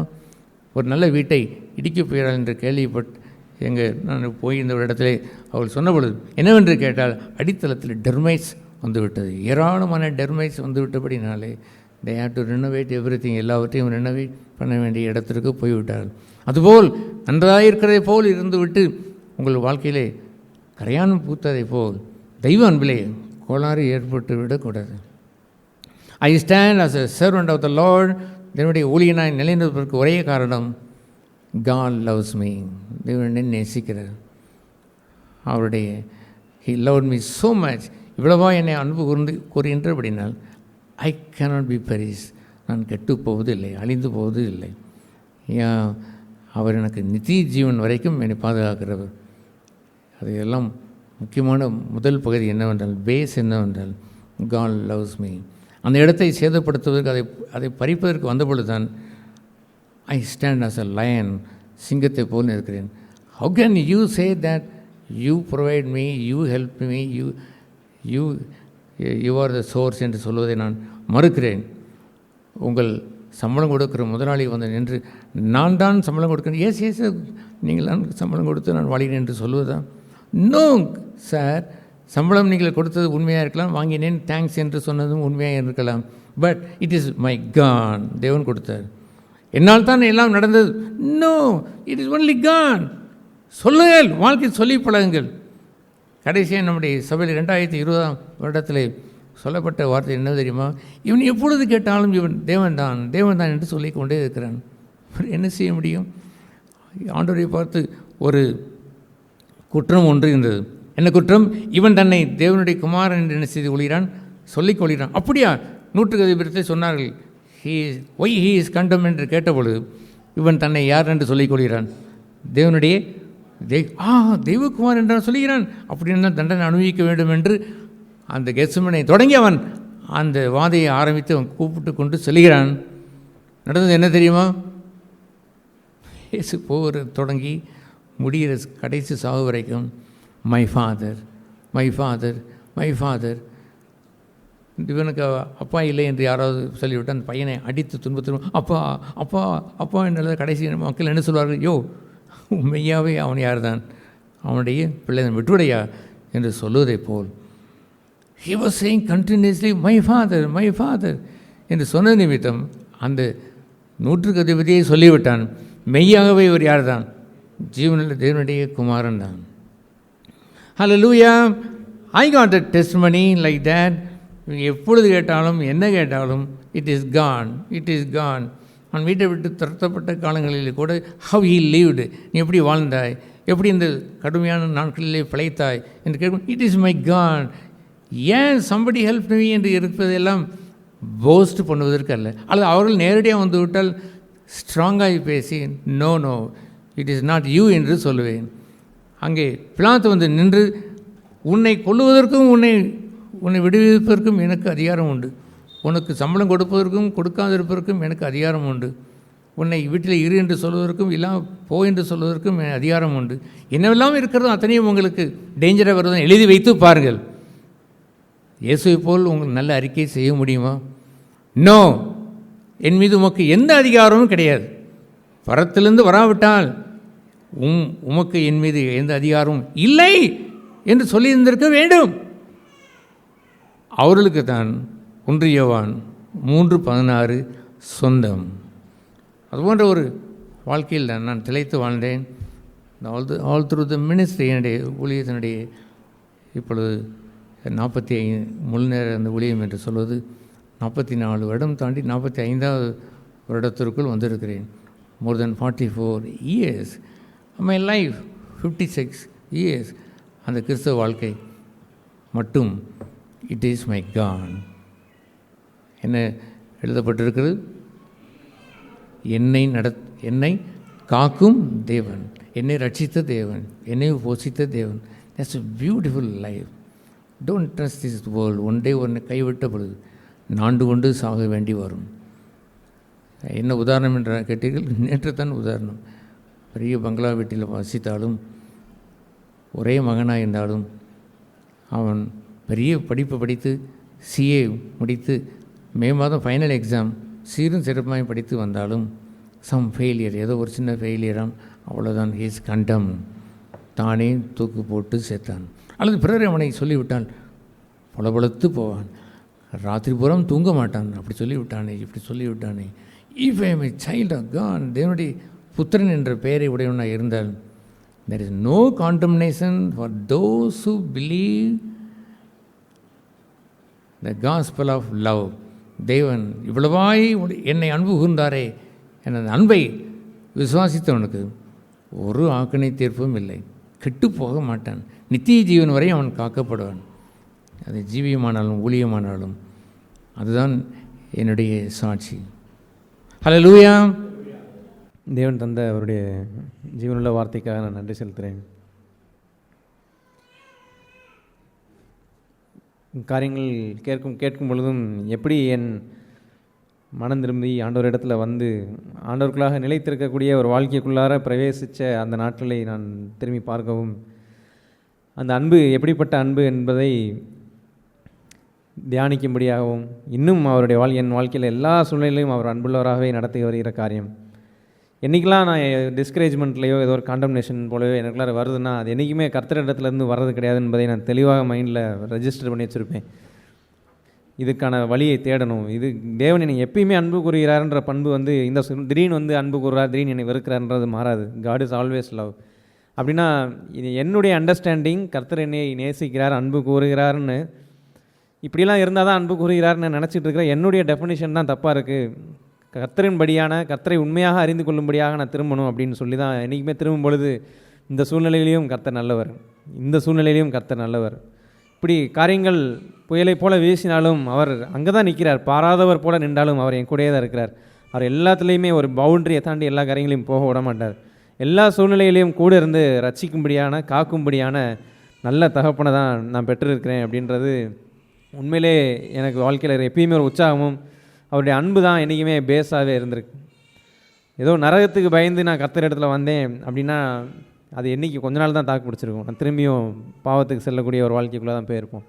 ஆனால் அவருடைய அன்பு தான் பேஸாக இருந்துச்சு. நான் எவ்வளவு காரியங்கள் அவருக்கு நான் துரோகம் பண்ணியிருக்கேன், எவ்வளவு வாழ்க்கையில் அவர் என்னை எவ்வளவோ ஞானத்தின் அழைப்பு மூலமாக என்னை அழைச்சிருந்தாலும் நான் உதாசனப்படுத்தி நான் போயிருந்திருக்கேனே. அப்படி இருந்தும் என்னை காக்கின்ற அந்த அன்பு, அவ்வளவு பொறுமையாக என் மேலே நீடிய பொறுமைன்ற அந்த வார்த்தையே தேவனிடத்துலேருந்து அந்த ஆட்ரிபியூட்டை நான் கற்றுக்கொண்டிருக்கேன். இதன்படி நான் வாழணும்னு அவ்வளோவா ஆசையை வச்சுருக்கிறேன். அதாவது எவ்வளவு நீடிய பொறுமையாக இருந்து என் மகன் திரும்ப என் இடத்துல வந்துடுவான்னு சொல்லி காத்திருந்து ஆண்டவர் என்னை திரும்பியும் அவரண்டை சேர்த்து கொண்ட அந்த அன்பு, அதுதான் அந்த அன்பின் கரம் மட்டும்தான் என்னை திரும்பி பார்த்து எல்லாம் எனக்கு நான் யாரும் சொல்லியோ ஏதோ பல்ல கடிச்சிக்கிட்டோ ஆண்டவர்கிட்ட வந்தேன்னு இல்லை, அவருடைய கிருபையும் அவர் அன்பையும் பார்த்து கிரகிக்கவே முடியாமல் தான் இந்த அன்புக்கு நான் அப்படியே அடிபணிந்து அடிமைன்ற ஒரு இடத்துக்குள்ளார வந்தேன். ஒரு அடிமைன்னு யாரோ பிசாசை உலகத்துக்குள்ளார அடிமைத்தனப்படுத்தி வச்சிருக்கிற அந்த அடிமை கிடையாது. இந்த அடிமை தானாக மனம் உவந்து கர்த்தருக்கென்று வாழ்க்கையை ஒப்பு கொடுக்கக்கூடிய அந்த அழகான ஒரு அன்பு தான் ஆண்டவர் நமக்காக வச்சுருந்த அன்பு. இன்று நம்ம கேட்ட வசனத்தின்படியே 3:16 for God so love the world அப்படின்றது பொதுவான ஒரு அறிவு தான். உலகத்தை அன்பு கூர்ந்தாருன்னு சொல்லி உலகத்தில் எல்லோரும் யாரை கேட்டாலும் ஜீசஸ் சிலுவையில் மரிச்சது தெரியும், டிவியில் பார்த்துருப்பாங்க, எங்கேயா கேட்டிருப்பாங்க. ஆனால் என்றைக்கு அது பர்சனலாக எனக்காக மரித்தார் தேவன், காட் லவ்ட் மீன்னு சொல்லி அந்த வேர்ல்டுன்ற இடத்துல எடுத்துகிட்டு என் பேரை என்றைக்கு நான் அங்கே போடுறேனோ அன்றைக்கி தான் அதுதான் எனக்கு உண்மையாக அது ஒரு வெளிப்பாடாக கர்த்தர் தேவன் காட் ஸோ லவ்ட் ஸ்டீஃபன் அப்படின்னு சொல்லி என்னை நேசித்து தன் ஒரே பேரான குமாரனை எனக்காக தந்தள்ளினார் அப்படின்று சொல்கிற அந்த காரியம்தான் உண்மையான வெளிப்பாடும் எல்லாத்துக்குமான நம்ம ஆண்டு கிறிஸ்துவ ஜீவியத்தை வாழக்கூடியதுக்கான ஒரு பேஸ். இல்லாத பட்சத்தில் பேரளவுக்கு எங்கள் அம்மா அப்பா சொல்கிறாங்க, எங்கள் பாஸ்டர் சொன்னார், எங்கள் ஆண்டவர் எங்கள் மூப்பர் சொன்னார், இப்படி சொல்லி நான் ரசிக்கப்பட்டேன்னு சொல்லி நான் உள்ளே வந்தேன் அப்படின்னா என் வாழ்க்கையை என்றைக்குமே கரை புரண்டு போயிடும். ஆனால் அந்த அன்புக்கு அடிபணிந்து வேறு வழியே இல்லாமல் அந்த என் கல்லான நெஞ்சு உடைபடும்படியாய் ஆண்டவரே உடைத்தார், அப்படி உடைக்கும்படியாக அவர்கிட்ட போய் அர்ப்பணிக்கும்படியாய் மாற்றின அந்த அன்பு என்றைக்குமே மாறாத அன்பாக தான் என் வாழ்வில் இருக்குது, நம்ம வாழ்வில் இருக்கும். கண்டிப்பாக இன்றைக்கி இல்லை, முற்றும் முடிய அவர் நடத்த வல்லவர்ன்ற அந்த வசனம் என்றைக்குமே எனக்கு அந்த வாக்குத்தத்தை ரொம்ப பிடிக்கும். நான் எத்தனை குறை உள்ளவனாக இருந்தாலுமே கூட என்றைக்குமே என்னை கண்டம் பண்ணுறதே கிடையாது ஆண்டவர். அந்த குறை நான் இப்படி ஆண்டவருக்குள்ளாக வந்த ஒரு ஜீவியத்தில் இருக்கும் பொழுது நிறைய சத்தியங்களை கேட்கக்கூடிய ஒரு இடத்துக்கும் நான் இருந்தேன். அப்போ சத்தியங்கள் நிறைய கேட்டு என் அறிவு நிறையா வளர்ந்தது தான். நிறைய காரியங்கள் இப்படிலாம் நடக்கணும், இப்படிலாம் செய்யணும் அப்படின்னு சொல்லி அறிவு வளரும் பொழுது நான் வீட்டில் வரும்பொழுது ஒரு குடும்ப ஜெபத்தில் எங்கள் அப்பா ஜெபிக்கும் பொழுது என்னை குறையுள்ளவன் என்று தள்ளாத தகப்பன்னு சொல்லி ஜெபிப்பாங்க. அதை நான் கேட்கும்போது சொன்னது கிடையாது, ஆனால் கேட்கும்போது எனக்கு அதை ஏற்றுக்கொள்ளவே மனசு வராது.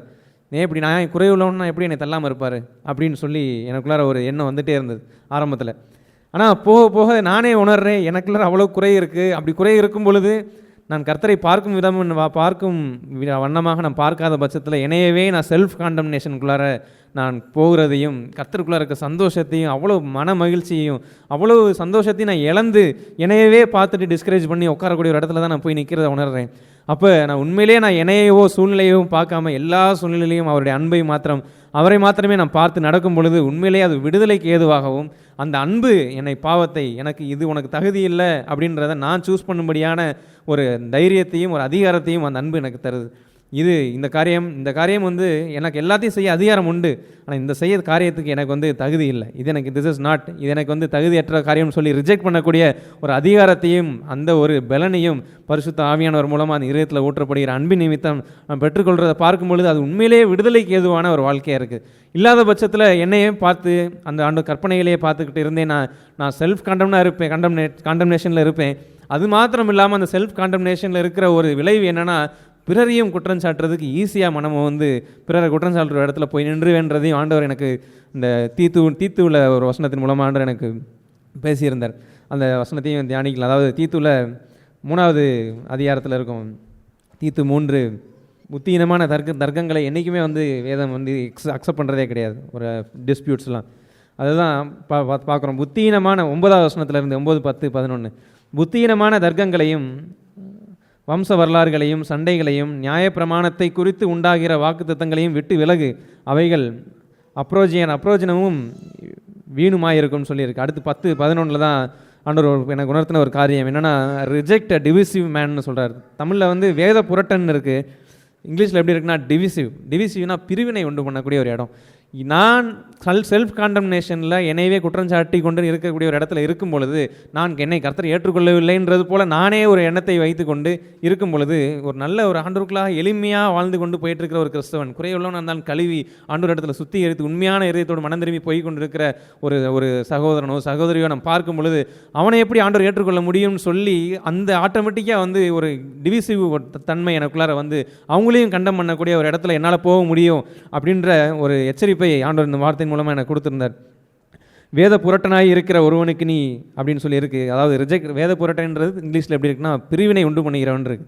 ஸோ வேத புரட்டனாய் இருக்கிற ஒருவனுக்கு நீ இரண்டு ஒரு தரம் புத்தி சொன்ன பின்பு அவனை விட்டு விலகுன்னு. இங்கிலீஷில் எப்படி இருக்குன்னா ரிஜெக்ட்ன்னு இருக்கு, அவங்கள வந்து ரிஜெக்ட் பண்ணிடுன்னு. அப்போ 11 என்ன இருக்குன்னா, ஏன் அப்படிப்பட்டவங்க எப்படி இருப்பாங்கன்றதை போட்டிருக்குன்னா, அப்படிப்பட்டவன் நிலை தவறி தன்னிலே தானே ஆக்கினை தீர்ப்புடையவனாய் பாவம் செய்கிறவன் என்று அறிந்திருக்கிறாயே அப்படின்னு சொல்லியிருக்கு. இப்போ தன்னைத்தானே ஆக்கினை, இவன் அதை ஃபஸ்ட்டு படிக்கும்போது என்னை தான் வச்சு நான் பார்க்கணும். என்னைத்தானே ஆக்கினைக்குள்ளாரே தீர்த்து கொண்டு நான் வந்து விலகி இருக்கும் பொழுது அது என் பாவத்துக்கு நேரம் அப்படியே செல்ஃப் கண்டம்னேஷனில் இருந்துக்கிட்டு ஜெயம் இல்லாமல் ஒரு பாவத்திலே வாழக்கூடிய ஒரு வாழ்க்கைக்குள்ளார நடத்திடும். ஆனால் அப்படி இருந்தேன் அப்படின்னா கண்டிப்பாக நான் மற்றவங்களையும் நான் வந்து ஒரு பிரிவினை உண்டாகணும்னா ஆண்டவர் இடத்துல ஈஸியாக நெருங்கிறதுக்கு பிடிக்காது. அப்படி ஆண்டவர் எப்படி இவ்வளோ கிருபை இல்லைன்றதை ஏற்றுக்கொள்ள மனசு இல்லாமல் அப்படி ரிஜெக்ட் பண்ணக்கூடிய ஒரு இடத்துல என்னால் இருக்க முடியுன்ற எச்சரிப்பை ஆண்டவர் எனக்கு கொடுத்த அந்த வார்த்தை. இந்த என்னுடைய பங்கை நான் சரி செஞ்சு பார்த்ததுக்கப்புறம் அடுத்த பாட்டு என்ன அப்படின்னா, என்னிடத்துல என்னை குற்றம் சாட்டக்குள்ளேயே வரக்கூடிய ஆண்டவர் இடத்துல எளிமையாக ஆண்டவர் இடத்துல இருந்து நமக்கு இருந்து வாழக்கூடிய சிம்பிள் லைஃப், சிம்பிள் டிவோஷன் தான் ஆண்டவருக்குள்ளார வச்சுருப்போம். அது அவ்வளவு சந்தோஷம் நமக்குள்ளார கொடுக்கும். ஆனால் அந்த சந்தோஷத்தை விட்டு பிரிக்கும்படியாக யாராவது ஒரு கிறிஸ்துவின் நாமத்தை வைத்து கொண்டு கூட என்னிடத்துல வர முடியும்.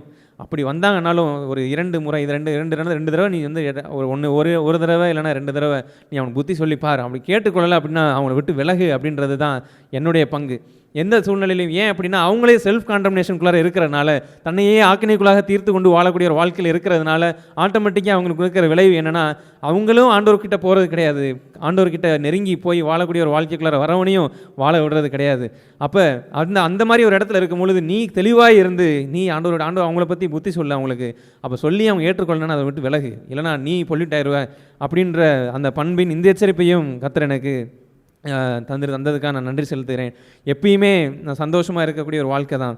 வில்லியம் டிண்டேல் அப்படின்னு சொல்லி அவர் தான் நினைக்கிறேன், வில்லியம் டிண்டேல் என்று எண்ணுகிறேன். ஒரு நல்ல தேவ பக்தன், தேவனை குறித்து எளிய ஜனங்கள்லாம் அறிந்து கொள்ளும்படியாக எளிமையாக ஆண்டவர் வார்த்தை எழுதியிருக்கிறாரே அப்படின்னு சொல்லி ஆதியில் இருந்த அந்த லாங்குவேஜ்லாம் வந்து டிரான்ஸ்லேட் பண்ணுறதுக்கு ஆண்டவர் வந்து அவரை பயன்படுத்துவார். அப்போ அது நிறைய பேருக்கு பிடிக்கவே பிடிக்காது. ஏன்னா எங்கள் மூலமாக தான் அந்த வார்த்தை மற்றவங்களுக்கு போய் சேரணும், அப்படின்னு சொல்லி எங்கள் மூலமாக தான் அவங்களுக்கு போய் சேரணும்.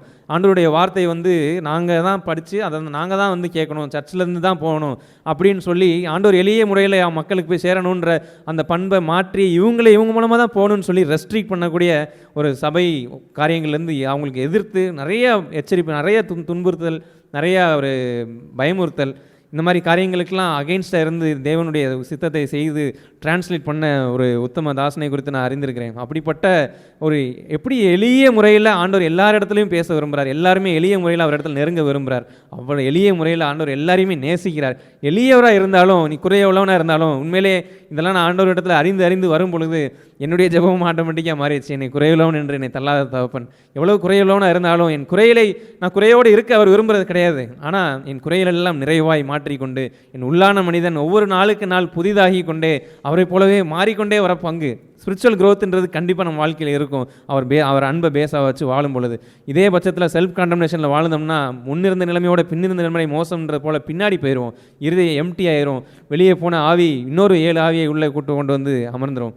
அப்படிப்பட்ட ஒரு அழகான ஒரு அன்புள்ள ஒரு வாழ்க்கைக்கு நேராக தான் ஆண்டவர் நம்மளை அழைச்சிருக்கிறார். இப்படிப்பட்ட வாழ்க்கை எல்லாருமே உணர்ந்தவர்களாய் ஒருபோதும் ஆண்டவருடைய அன்பை சந்தேகிக்காதவர்களாய் எந்த சூழ்நிலையிலையும் இந்த சூழ்நிலையில் தேவன் எனக்கு அன்பு செலுத்தலை அப்படின்ற ஒரு எண்ணம் வந்துச்சுன்னா அது என்னுடைய டெஃபினிஷன் தப்பு. இந்த சூழ்நிலையும் கர்த்தர் நல்லவர், இதுலேயும் என்னை நன்மைக்கு ஏதுவாக நடத்துவார். நன்மையாகவே இல்லை, என் பார்வைக்கு எதுவுமே நன்மையாக தெரியலனாலும் பரவாயில்ல, இந்த காரியத்தின் முடிவு நன்மைக்கு ஏதுவாக தான் இருக்கும் அப்படின்னு சொல்லி அந்த பேஸில் வாழும் பொழுது தான் எப்பொழுதும் கிறிஸ்துவுக்குள் சந்தோஷமாக இருக்கக்கூடிய ஒரு ஜீவியத்துக்குலாம் நம்ம பிரவேசிக்க முடியும். எப்பொழுதும் சந்தோஷமாகவும் கர்த்தர் நமக்கு வைத்திருக்கிற ஒருபோதும் உன்னை ஆக்கினைக்குள்ளாக தீர்க்க மாட்டேன் என்று சொல்லக்கூடிய அந்த ஒரு விடுதலையான ஒரு வாழ்க்கைக்கு நாம் பிரவேசிக்க முடியும். இப்படிப்பட்ட ஜீவன் நம்ம எல்லாரும் வாழ ஆண்டவர் உதவி செய்வாராக. ஆமென். தேவன் பேசின அவருடைய வார்த்தைகளுக்காக நான் தேவனுக்கு நன்றி செலுத்துகிறேன். நம்முடைய கிறிஸ்தவ வாழ்க்கையிலே நம்முடைய ஆதாரமாய் இருப்பது தேவன் நம்மீது கொண்ட அந்த அவருடைய விலையேறப்பெற்ற அன்பு. அவர் நம்மை மீட்டு ரட்சித்த, நம்மை தேடி வந்த, நம்முடைய மோசமான நிலையிலையும் நம்மை தேடி அவர் மீட்டு நம்முடைய வாழ்க்கையை அவர் மாற்றி புதிய ஒரு வாழ்க்கையை கொடுத்த அந்த மேலான அன்பு. அந்த அன்பு தான் நம்முடைய கிறிஸ்தவ வாழ்க்கையை ஒவ்வொரு சூழ்நிலையிலையும் நாம் முன்னேறி செல்வதற்கும் இன்னும் அதிகமாய் ஆண்டவரை நெருங்கி சேர்ந்து அவருக்குள்ளே வளர்வதற்கும் நமக்கு உதவி செய்கிற ஒரு பகுதியாய் இருக்கிறது. அந்த அன்பிலே நாம் சேதமடைந்தால் நம்முடைய கிறிஸ்தவ ஜீவியத்தினுடைய அந்த முன்னேறி செல்கிற அந்த பங்கை அது தடுத்துவிடும். அதற்கு மாறாக நாம் பார்த்தது போல அந்த ஒரு ஆக்கணைக்குள்ளாக நம்மை கொண்டு செல்லுகிற ஒரு இடத்திற்கும் மேலும் ஒரு இருளான ஒரு இடத்திற்கும் நம்மை கொண்டு சென்றுவிடும். நாம் ரோமர் 8ஆம் அதிகாரம் 36-37 படிக்கும்போது, கிறிஸ்துவின் அன்பை விட்டு நம்மை பிரிப்பவன் யார்? உபத்திரவமோ, வியாகுலமோ, துன்பமோ, பசியோ, நிர்வாணமோ, நாசமோசமோ, பட்டயமோ, இவை எல்லாவற்றிலும் நாம் நம்மில் அன்பு கூறுகிறவராலே முற்றும் ஜெயங்கொள்ளுகிறவராய் இருக்கிறோமே. எந்த சூழ்நிலை வந்தாலும் அப்படி அந்த சூழ்நிலையை ஜெயித்து வருவதற்கு நம்மை அன்பு கூறுகிற தேவனுடைய அன்பினால் நாம் அதை ஜெயித்து வருகிற ஒரு மேலான ஸ்லாக்கியத்தை தேவன் நமக்கு வைத்திருக்கிறார். எனவே எந்த சூழ்நிலையிலையும் அவருடைய அன்பை விட்டு அதை நம்மை பிரிக்க முடியாது. நாம் அவருடைய அன்பினாலே நாம் சகலத்தையும் நாம் ஜெயித்து வருகிற ஒரு மேலான வாழ்க்கையை வைத்திருப்பதற்காக நான் தேவனுக்கு நன்றி செலுத்துகிறேன். அதுபோன்ற ஒரு வாழ்க்கையை சுதந்திரித்து வாழ விரும்புகிறேன். இந்த இயேசு கிறிஸ்துவனுடைய அந்த கடைசி நேரத்திலே அவரை அந்த பேதுரு அவர் மறுதலித்த அந்த பகுதியை பார்க்கும்போது அந்த சூழ்நிலையிலையும் அவர் 3 முறை இயேசுவை மறுதலித்து விடுவார். ஆனால் அந்த மறுதலித்து அந்த சேவல் கூவுகிற நேரத்திலே இயேசுவினுடைய ஆண்டவர் அவரை பார்ப்பதை அவர் பார்த்தவுடன் உடனே மனம் கசந்து அழுவார். அந்த சூழ்நிலையிலையும் அவர் தன்னை ஒரு ஆக்கணைக்குள்ளாக தீர்க்காமல் என்னுடைய இரட்சகரை நான் காட்டி கொடுத்து விட்டேனே என்ற ஒரு அங்கலாய்ப்போடு அந்த மெய்யான ஒரு தெய்வ அன்போடு அந்த சூழ்நிலையிலே அவர் மனம் வருத்தம் கொள்வார். அதற்கு பின்பாக ஆண்டவர் உயிர்த்தெழுந்த உடனே அவரிடத்திலே வந்து, நீ என்னை நேசிக்கிறாயா என்று கேட்டு அந்த அன்பை அவர் மேலும் வலுப்படுத்தி அந்த பேதுருவனுடைய அடுத்த வாழ்க்கையிலே பார்க்கும்போது அவர் தேவ அன்பினாலே ஏவப்பட்ட அநேக காரியங்களை அவருடைய மரணம் வரை அந்த தேவனுடைய அன்பிலே அவர் நிலைத்திருந்து அவர் தன்னை ஒரு இரத்த சாட்சியாக அவர் மரிக்கிறதை பார்க்க முடியும். ஆனால் அந்த சூழ்நிலையிலே அதே போன்ற ஒரு இடர்களுக்கு சென்ற அந்த யூதாஸோ அந்த அவனுடைய தவறை உணரும்போது அவன் தேவனுடைய அன்பை அந்த இடத்துல அவன் பார்க்காமல் ஆக்கணைக்குள்ளாக தன்னை தீர்த்து அவன் முழுவதுமாக அவன் நாண்டு கொண்டு செத்ததை நாம் பார்க்கிறோம். எனவே நாமும் நம்முடைய வாழ்க்கையிலே குறைவு என்ற நிலை வந்தாலும் அங்கேயும் தேவன் நம்மை அன்பு கூறுகிறார் என்று எவ்வளவு மோசமான அந்த நிலை இருந்தாலும் அதிலே நாம் மெய்யான தேவன் என்னை அன்பு கூறுகிறார் என்ற விசுவாசத்தோடு தேவனிடத்திலே செல்லும்போது மீண்டுமாய் தேவன் அந்த அன்பை சீரமைத்து இன்னும் நாம் அந்த அன்பின் மூலமாய் நாம் நம்முடைய வாழ்க்கையிலே முன்னேறி செல்லுகிற ஒரு பாக்கியத்தை தேவன் தருவார். அப்படிப்பட்ட ஒரு வாழ்க்கையை சுதந்திரித்து வாழ தேவன் உதவி செய்வார் நான் நம்பிக்கையாக இருக்கிறேன். ஆமாம். Praise the Lord. தேவன் பேசின இந்த வார்த்தைகளுக்காக நான் ஆண்டவரை ஸ்தோத்திரிக்கிறேன். நம்ம இந்த யோவான் 3:16 பார்த்தது போல் தேவன் தம்முடைய ஒரே பேரான குமாரனை விசுவாசிக்கிறவன் எவனோ அவன் கெட்டு போகாமல் நித்திய ஜீவனை அடையும்படிக்கு அவரை தந்தொருளி இவ்வளவாய் உலகத்தில் அன்பு கூர்ந்தார். உலகத்தை ஆக்கினைக்குள்ளாக தீர்க்கும்படி தேவன் தம்முடைய குமாரனை உலகத்தில் அனுப்பாமல் அவராலே உலகம் ரட்சிக்கப்படுவதற்காகவே அவரை அனுப்பினார். அவரை விசுவாசிக்கிறவன் ஆக்கினைக்குள்ளாக தீர்க்கப்பாடன் அப்படின்னு இந்த வசனம் இருக்குது. இப்போ எல்லா சகோதரர்கள் சொன்னது போல் இந்த செல்ஃப் கண்டம்னேஷனில் ரொம்ப கஷ்டப்பட்டுட்டு இருந்தேன் நான். என்னையும் ஆண்டவர் இந்த பேரான ஒரு அன்பினால் நேசித்து அதுலேருந்து எனக்கு ஒரு விடுதலை கொடுத்துருக்கு. அதற்காக நான் ரொம்ப நன்றி செலுத்துக்கிறேன் ஆண்டவருக்கு. இந்த ஒரு எக்ஸாம்பிள் எனக்கு ரீசெண்டாக இது ஒரு நம்ம பழைய அந்த லூக் 15 இருக்க அந்த கெட்டகுமாரன் மனம் திரும்பி தகப்பன் கிட்ட வரையில் அந்த 18ஆம் வசனத்திலிருந்து இருக்குது. அவர் தன்னுடைய பாவங்களை உணர்ந்து நான் எழுந்து என் தகப்பனிடத்திற்கு போய் தகப்பனே பரத்துக்கு விரோதமாகவும் உமக்கு முன்பாகவும் பாவம் செய்தேன். இனிமேல் உம்முடைய குமாரன் என்று சொல்லப்படுவதற்கு நான் பாத்திரன் அல்ல. உம்முடைய கூலிக்காரரில் ஒருவனாக என்னை வைத்துக்கொள்ளும் என்பேன் என்று சொல்லி அப்படின்னு அவர் மனசில் நினச்சி அவங்க அப்பா கிட்ட திரும்பி வராரு. அப்போ 20ஆம் வசனத்தில் எழுந்து புறப்பட்டு தன் தகப்பனிடத்தில் வந்தான். அவன் தூரத்தில் வரும்போதே அவனுடைய தகப்பன் அவனை கண்டு மனதுருகி ஓடி அவன் கழுத்தை கட்டி கொண்டு அவனை முத்தம் செய்தான். இதுதான் ஆண்டவரோட அன்பாக இருக்குது. இதை என்னால் எவ்வளோ உணர்ந்தாலும் என்னுடைய இந்த மனுஷிகமான புத்தியால் இதை கிரகிக்க முடியலை. அதான் உண்மை. ஆண்டவர் தான் இந்த மாதிரி ஒரு பேர் அன்புக்கு நம்மளுடைய உள்ளத்தை சென்சிட்டிவாகவும் அதை கிரகிக்கக்கூடிய ஒரு தன்மையை நம்ம கொடுக்கணும்னு நான் ஜெபம் பண்ணுறேன், எனக்கும் நம்ம எல்லாருக்கும். அதில் 21 வசனத்தில் குமாரன் தகப்பனை நோக்கி தகப்பனே பரத்துக்கும் விரோதமாகவும் உமக்கு முன்பாகவும் பாவம் செய்தேன். இனிமேல் உம்முடைய குமாரன் என்று சொல்லப்படுவதற்கு நான் பாத்திரன் அல்ல என்று சொன்னான். அப்போது அவர் 2 விஷயம் யோசிச்சிருந்தார். இந்த மாதிரி சொல்லி அதுக்கப்புறம் உங்கள் வீட்டில் நான் கூலிக்காரனா நான் வேலை பார்க்கணுன்ற மாதிரி சொல்லணும்னு நினச்சிட்டு வந்தார். ஆனால் அந்த 22 வசனம் சொல்லுது, அப்பொழுது தகப்பன் தன் ஊழியக்காரரை நோக்கி நீங்கள் உயர்ந்த வஸ்திரத்தை கொண்டு வந்து இவனுக்கு உடுத்தி இவன் கைக்கு மோதிரத்தையும் கால்களுக்கு பாதரட்சையும் போடுங்கள் அப்படின்னு சொல்கிறார். அந்த மாதிரி தன்னையே கண்டம் பண்ணுற நான் இனிமேல் வாழவே இந்த மாதிரி ஒரு மகனாக கூட என்னை பேர் சொல்ல எனக்கு தகுதி இல்லைன்னு சொல்லிட்டு இருக்கிறது கூட ஆண்டவர் விடலை. அவன் முழுசாக அந்த பாவத்தை உணர்ந்து அவர்கிட்ட ஓடி வந்தது மட்டுமே போதும் அப்படின்னு சொல்லி தேவன் நினைத்து தன்னுடைய மகன் தன்னுடைய வீட்டுக்கு திரும்ப வந்துட்டான்ற ஒரே சந்தோஷத்தில் அவர் இவ்வளோ பெரிய விஷயத்தை செய்கிறாரு. அதுபோல் நம்மளை இந்த மாதிரி குற்றப்படுத்தி ஆண்டோட விலக செய்கிறது பிசாசானவன் செய்கிறதும் சரி, நம்மளை அப்படி செய்துக்கிறோம். ஆனால் ஆண்டோட அன்பு எப்பயுமே நம்ம எப்போ திரும்பி வருவோம் அப்படின்னு சொல்லி எதிர்பார்க்கிற ஒரு தகப்பனோட அன்பாக இருக்குது. அந்த ஒரு மேலான அன்புக்கான ஆண்டவருக்கு நன்றி செலுத்துகிறேன். இப்படி ஒரு சபையில் இப்படி அவருடைய பிள்ளைகளோடு அவருடைய அன்பை ருசி பார்க்கும் ஒரு வாய்ப்பு கொடுத்ததுக்காக நான் நன்றி செலுத்துகிறேன். எல்லோரும் நம்ம சபையாக இருந்தாலும் நம்ம இதில் பிரசங்கத்தில் கேட்டது போல் ஒவ்வொருத்தரையும் ஆண்டவர் பேர் சொல்லி அழைச்சிருக்காரு. என்னுடைய பர்சனல் லைஃப்பில் நான் ஆண்டவரோட எப்படி இருக்கேன், அவரோட அன்பை நான் ருசிக்கிறேன்னா அப்படின்ற கேள்வி இன்றைக்கி எனக்கு உள்ள ஆண்டவர் உணர்த்தியிருக்காரு. அதில் நம்ம ஒவ்வொருத்தரும் நம்மளே இன்ட்ராஸ்பெக்ட் பண்ணி அவருக்குள்ளே உறுதிப்படும்படியாக ஆண்டவர் நமக்கு ஹெல்ப் பண்ணுவார்னு நான் விசுவாசிக்கிறேன். அதுக்காக நீங்கள் ஜெபம் பண்ணுங்கன்னு நான் கேட்டுக்கிறேன். Praise the Lord. நம் கேட்ட வார்த்தைகளுக்கு ஆண்டவருக்கு நன்றி கூறி எல்லோரும் எழுந்து நின்று ஆண்டவரை ஸ்தோத்திரிப்போம்.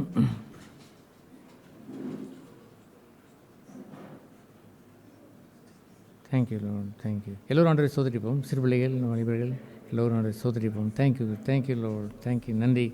நன்றி இயேசுவே. ஸ்தோத்திரம்.